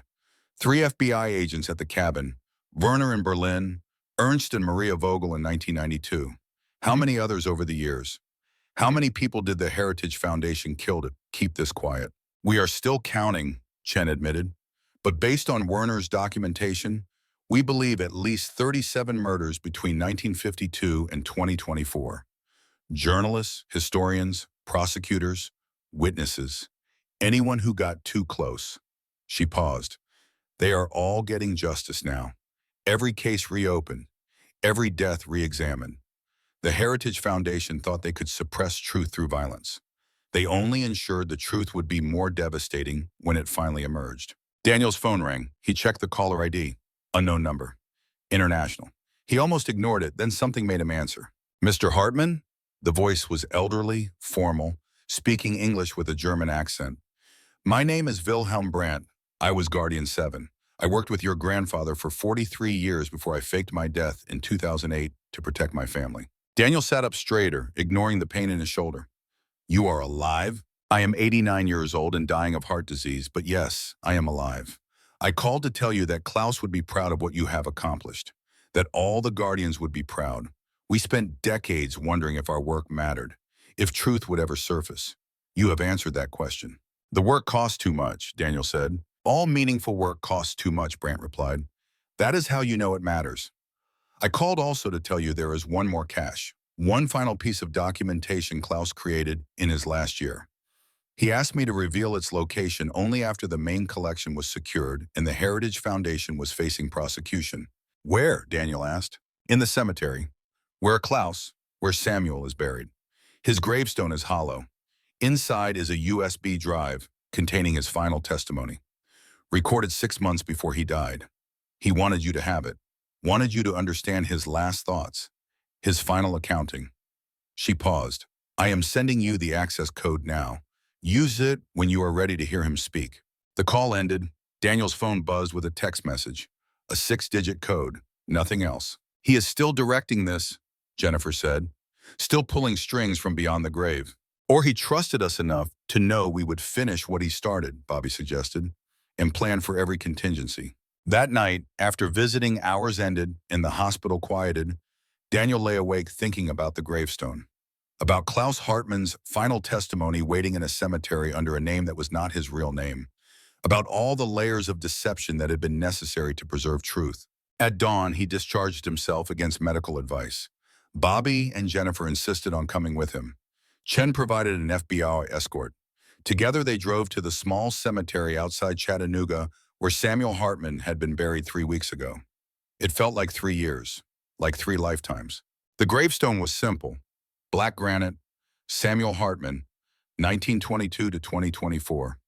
Beloved grandfather, no mention of Holocaust survivor, no mention of the lies, just dates and a relationship that had been real, even if the identity was false. Daniel knelt by the stone, found the small panel Klaus had described in the instructions Brant had texted, entered the code. The panel slid open, revealing a hollow space. Inside, a USB drive in a waterproof case. They took it to a secure FBI facility, plugged it into an air-gapped computer. The file was simple, a video recording, date stamped May 2024, 6 months before Klaus died, 2 weeks after Anna's funeral. The screen showed Klaus sitting in the cabin's main room. He looked old, tired, but his eyes were clear, his voice steady. He began speaking directly to the camera. Daniel, if you are watching this, then you have found the collection, have learned the truth about who I was, what I did, and you have begun the work of making that truth public. I hope I chose wisely when I left this burden to you. I hope you have the strength to carry it. Klaus paused, seemed to gather himself. I will not ask for your forgiveness. I do not deserve it. 47,000 people died because of me, because I wore a uniform and followed orders and believed that obedience was virtue. I was 19 when I joined the SS, 22 when I was assigned to Auschwitz, 23 when I pointed at a young mother holding a baby and sent them both to the gas chamber. His voice cracked slightly. I remember her face. I remember all their faces. Every single person I selected. 47,000 individuals. That is more than live in most towns, more than fit in most stadiums. And I sent them to death with a gesture. Left line work, right line death. So efficient, so clean. Until you see the bodies stacked like cordwood waiting to burn. Until you smell it. Until you understand what you have done. Klaus looked away from the camera for a moment. When he looked back, there were tears on his face. In April 1945, when the Russians were closing in, I fled, escaped west, was captured by American intelligence. They offered me a deal. Information about Nazi gold locations in exchange for immunity and a new identity. I took it. Of course I took it. I was 23 years old and terrified of hanging at Nuremberg. I became Samuel Hartman, Jewish survivor, complete fabrication. I carved the number into my own arm, memorized the victim's story, became him, lived his life. And for the first year, I thought I had escaped, thought I could just forget what I had done and move on. But you cannot forget 47,000 people. They come to you at night, in dreams, in quiet moments, in reflections, in windows. I would see a woman with a child and remember that mother at the selection ramp. Would see an old man and remember all the old men I sent to the key. The dead do not let you forget. Klaus wiped his eyes, so I started documenting. Not to redeem myself, redemption is not possible for what I did, but to ensure the truth survived. To make sure that when I died, the machinery that enabled the Holocaust would be exposed. Not just German machinery, American machinery, the corporations, the banks, the government officials who looked away. I spent 70 years collecting evidence, building a case, preparing for the moment when it could all be revealed. And I chose you to finish it because you are good, Daniel. You have a moral clarity I never had. You served your country and came home with scars, and you still believe in doing the right thing. That is rare. That is precious. That is what I needed. Klaus leaned forward, looking directly into the camera with an intensity that made it feel like he was in the room. Here is what I need you to understand. The Heritage Foundation is not an aberration. It is the logical conclusion of our unwillingness to face hard truths. America wanted to be the hero of World War II, the liberator, the good guys, and you were, but you were also the country that turned away Jewish refugees in 1939, that profited from German slave labor, that brought Nazi war criminals here because they had useful skills. Both things are true. You can be the liberators of Dachau and the protectors of Operation Paperclip. You can be the moral force that defeated fascism and the pragmatic power that compromised with former fascists. History is not simple. Nations are not simple. But we have to acknowledge all of it, the good and the terrible, or we are just creating new lies to replace old ones. Klaus sat back. The collection I built is not about punishing descendants for their ancestors' crimes. It is about making sure we know whose money came from where, who profited from genocide, who helped cover it up. That knowledge is power. It lets us make informed decisions about who to trust, who to elect, whose legacy we want to honor. I killed 47,000 people. I cannot undo that, cannot apologize enough, cannot atone enough. But I can make sure their deaths are documented, that the machinery that killed them is exposed, that the world remembers not just the evil of the Holocaust, but the complicity that enabled it. You have my collection now, Daniel. Use it wisely. Do not let anyone tell you that exposing this truth is disloyal or unpatriotic. The most patriotic thing a citizen can do is hold their country accountable. To say, we did great things and we did terrible things, and we need to acknowledge both. Klaus's expression softened slightly. I wish I could have told you all of this while I was alive. Could have explained why I lied to you, why I taught you codes in history and strategy. But I was a coward. Even after 70 years of documenting truth, I could not face you with it directly. So I left you this burden in my will and hoped you would be strong enough to carry it. You are stronger than I ever was. You have Jennifer, who has her mother's heart and her biological parents' dedication to truth. You have Bobby, who spent 10 years undercover fighting the Heritage Foundation. You have allies like Ruth and Werner and others you have not met yet. You are not alone in this. Finish the work, release the truth, let the world judge us all, the guilty and the complicit, the victims and the survivors. Let history be complete, not comfortable, not simple, but complete. Klaus looked directly into the camera one final time. To the families of the 47,000 I killed, I am sorry. Those words are inadequate, meaningless. But they are all I have. I hope that the collection I preserved brings you some measure of justice, some acknowledgement that your loved ones mattered, that their deaths are documented and remembered. To Daniel, my grandson who deserved better than a grandfather who was a monster, thank you for finishing this. Thank you for being the man I could never be. The video ended. The screen went black. For a long moment, no one in the room spoke. Daniel stared at the blank screen, processing Klaus's final words. The old man's tears, his acknowledgement that redemption was impossible, but responsibility was eternal. Jennifer was crying quietly. Bobby had his hands over his face. Chen stood by the door, arms crossed, expression unreadable. Ruth, who had insisted on being there for this, spoke into the silence. That is what Klaus could not say when he was alive. What none of us could say, that we were not trying to redeem ourselves. We were trying to fulfill our responsibility to the dead. She looked at Daniel.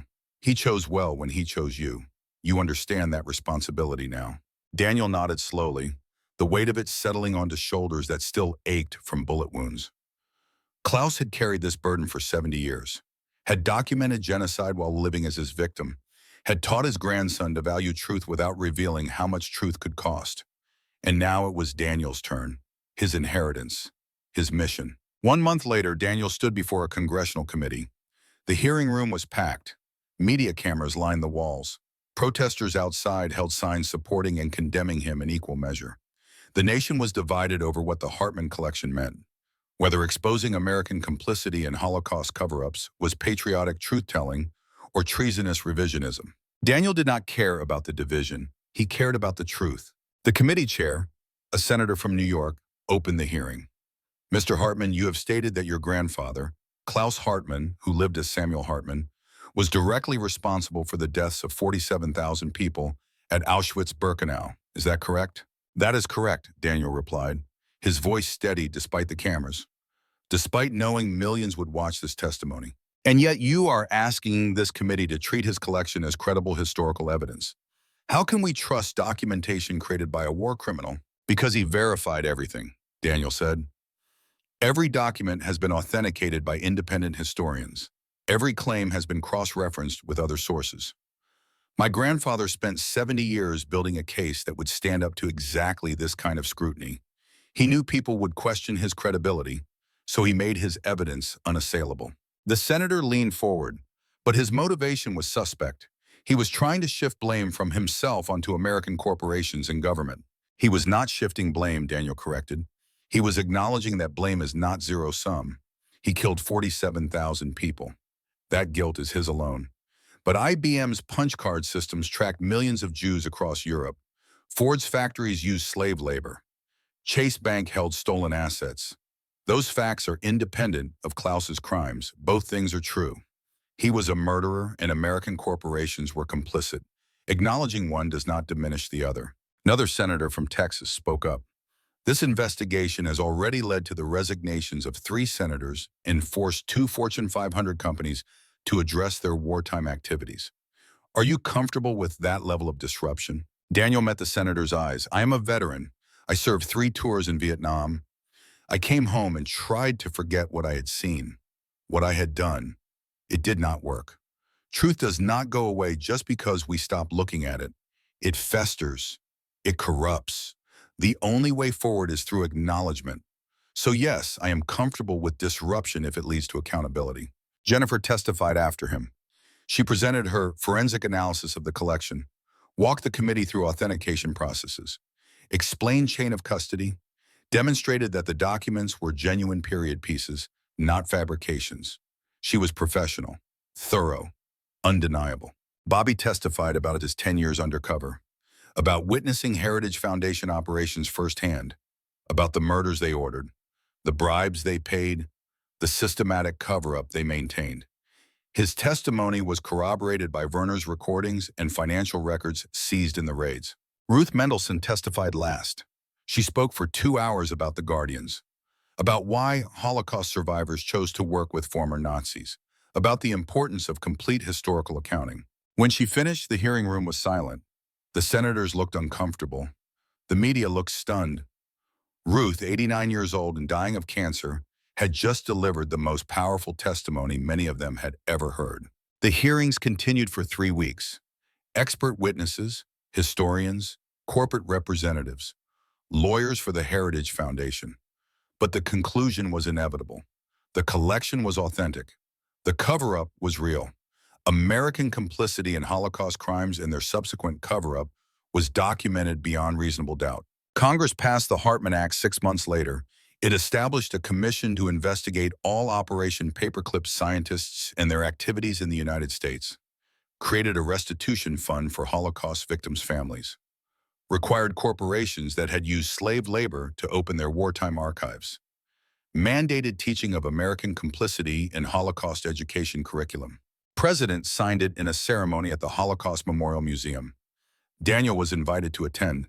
He stood in the back of the room watching as the pen moved across paper, making Klaus's 70-year mission official government policy. After the ceremony, he visited the new wing of the museum, the Hartman Collection Wing. It occupied an entire floor, thousands of documents preserved in climate-controlled cases, interactive displays explaining the Guardian network, a memorial wall listing the 47,000 people Klaus Hartmann had killed, each name etched in black granite. Jennifer found him standing in front of that wall. She had been appointed the collection's lead curator, was spending her days cataloging evidence and building educational programs, turning her great-grandfather's documentation into tools for teaching future generations. "It is strange," she said quietly, standing beside him, looking at their names. 47,000 people who died because one man pointed left instead of right. And now we honor them by exposing the machinery that enabled their murders. Klaus would say that is exactly how we should honor them, Daniel replied, by making sure the full truth is told. Not just who killed them, but who profited from it, who covered it up, who allowed it to continue. "Do you think he found peace?" Jennifer asked. "Before he died?" Daniel thought about the video, about Klaus's tears, about 70 years of carrying 47,000 ghosts. "No, I do not think he found peace, but I think he found purpose. And maybe that was the best he could hope for." They stood together in silence, father and daughter, looking at names of people they had never met, but whose deaths had shaped their entire lives. Behind them, visitors moved through the collection, students taking notes, researchers examining documents, teachers preparing lessons. The truth Klaus had preserved for 70 years was now teaching the world. Not a comfortable truth, not a simple truth, but a complete truth about what happened and who let it happen and why we must never let it happen again. 1 year after the cabin burned, Daniel returned to the site. The ruins had been cleared away. The hidden room filled in. The land designated as a historical site. A memorial was being built, not to Samuel Hartmann, the lie, to Klaus Hartmann, the truth. A granite marker would read, "Here stood the cabin of Klaus Hartmann, SS officer at Auschwitz who killed 47,000 people. In 1946, he became Samuel Hartmann and spent 70 years documenting American complicity in the Holocaust and its cover-up." This is not a redemption story. This is a story about responsibility, about the debt we owe to truth, regardless of its cost. May we never forget the victims. May we never excuse the perpetrators. May we always acknowledge the complicit. Bobby joined Daniel at the construction site. They stood together in the November cold, two brothers who had lost a grandfather and found a mission. "Think he is watching?" Bobby asked. "Wherever war criminals go when they die. If hell exists, then yes, he is watching," Daniel said, and probably still planning 3 moves ahead. Bobby smiled despite himself. The old bastard would find a way to document hell and expose its corporate sponsors. They laughed, dark and genuine. Because what else could you do when your grandfather was a monster who became a guardian of truth? When your inheritance was guilt and responsibility and a mission that would outlive you? You accepted that truth and you carried it forward. That was all Klaus had asked. That was all any of them could do. Ruth Mendelsohn died in her sleep 3 months later. She was buried with full honors. At her funeral, Daniel spoke about the Guardians, about 12 people who had chosen responsibility over comfort, who had worked across the divide between perpetrator and victim to document truth, who had understood that some debts can only be repaid forward. The morning after the funeral, Daniel received a package. No return address. Inside, a letter from Ruth, written in her final days. "Daniel," it read in her shaky handwriting, "by the time you read this, I will be gone. I held on long enough to see the truth emerge, to see the Heritage Foundation dismantled, to see justice begin. That is more than most Holocaust survivors get. I want to tell you something Klaus never could bring himself to say. He loved you, not in the way a normal grandfather loves. His love was twisted by guilt and weighted by responsibility. But it was real. He chose you because you were good, because you would carry forward what he could not finish. And he was right. The work is not done. It will never be done. Every generation must choose whether to acknowledge difficult truths or create comfortable lies. The Heritage Foundation is gone, but the impulse it represented remains. The desire to protect family legacies, to whitewash history, to say our people could not have done such things. You have shown that it is possible to love your family and still acknowledge their crimes, to honor your inheritance and still reject the lies it was built on. That is the lesson. That is what the next generation needs to learn. Thank you for finishing what Klaus started. Thank you for being the grandson he needed you to be. Thank you for proving that truth can survive even when it costs everything. The letter was signed with her name and her Auschwitz number, B3927, a reminder that she had survived hell and dedicated her life to ensuring hell would be documented. Daniel folded the letter carefully, put it in the same box where he kept Anna's last letter to him. The one she had written before cancer took her voice. The one that said, "You are stronger than you know, and the world needs strong men who are also kind." Anna had not lived to see what Daniel would become. Ruth had. Klaus had planned for it, and now it was Daniel's responsibility to pass it forward to Jennifer and whoever came after her. The truth about Klaus Hartmann, about the 47,000 he killed, about the 70 years he spent documenting complicity, about the inheritance that was both burden and purpose. 5 years later, Daniel stood in a university auditorium giving a lecture. The title was Truth and Responsibility: What We Owe the Dead. The room was full of students, young people who had grown up with the Hartmann collection in their curriculum, who knew about American corporate complicity in the Holocaust the way earlier generations had known only about liberation. He told them about Klaus, about the SS officer who became a guardian, about 47,000 deaths that could never be redeemed but could be remembered, about the choice everyone faces between comfortable lies and difficult truths. At the end, a student raised her hand. "Professor Hartmann, do you forgive your grandfather?" Daniel had been asked this question 100 times, in interviews, at lectures, in private conversations. His answer was always the same. Number 47,000 people died because of him. Forgiveness is not mine to give. It belongs to them and their families. I can only acknowledge what he did and honor what he tried to do afterward. "But do you love him?" the student pressed. Daniel paused, thought about chess lessons and summer days at the cabin, about a grandfather who taught him to think 3 moves ahead while planning a mission that would outlive them both. "I love who I thought he was," Daniel said finally. "I am still learning to understand who he actually was. But I respect what he built, I continue what he started, and I make sure the 47,000 he killed are never forgotten." Maybe that is a kind of love, complicated, conditional, but real. After the lecture, Jennifer met him in his office. She was pregnant now, her first child, a son she planned to name after her biological father. Ernst, not Samuel, not Klaus, but Ernst Vogel, the guardian who died protecting truth. "The baby will grow up knowing the full story," she said, "about Klaus, about Ernst and Maria, about you and Bobby and Ruth, about the cost of truth." "That is a heavy inheritance," Daniel said. "All meaningful inheritances are heavy," Jennifer replied, echoing something Ruth had once told them. "The question is whether we carry them forward or put them down." "We carry them forward," Daniel said, "because that is what the dead need us to do." Jennifer smiled. "Then we teach him to carry well, to be strong enough for truth, to understand that acknowledging our ancestors' crimes does not diminish us. It frees us." She left to teach her own class. Daniel sat in his office surrounded by books about the Holocaust, about Operation Paperclip, about corporate complicity, about truth and memory and responsibility.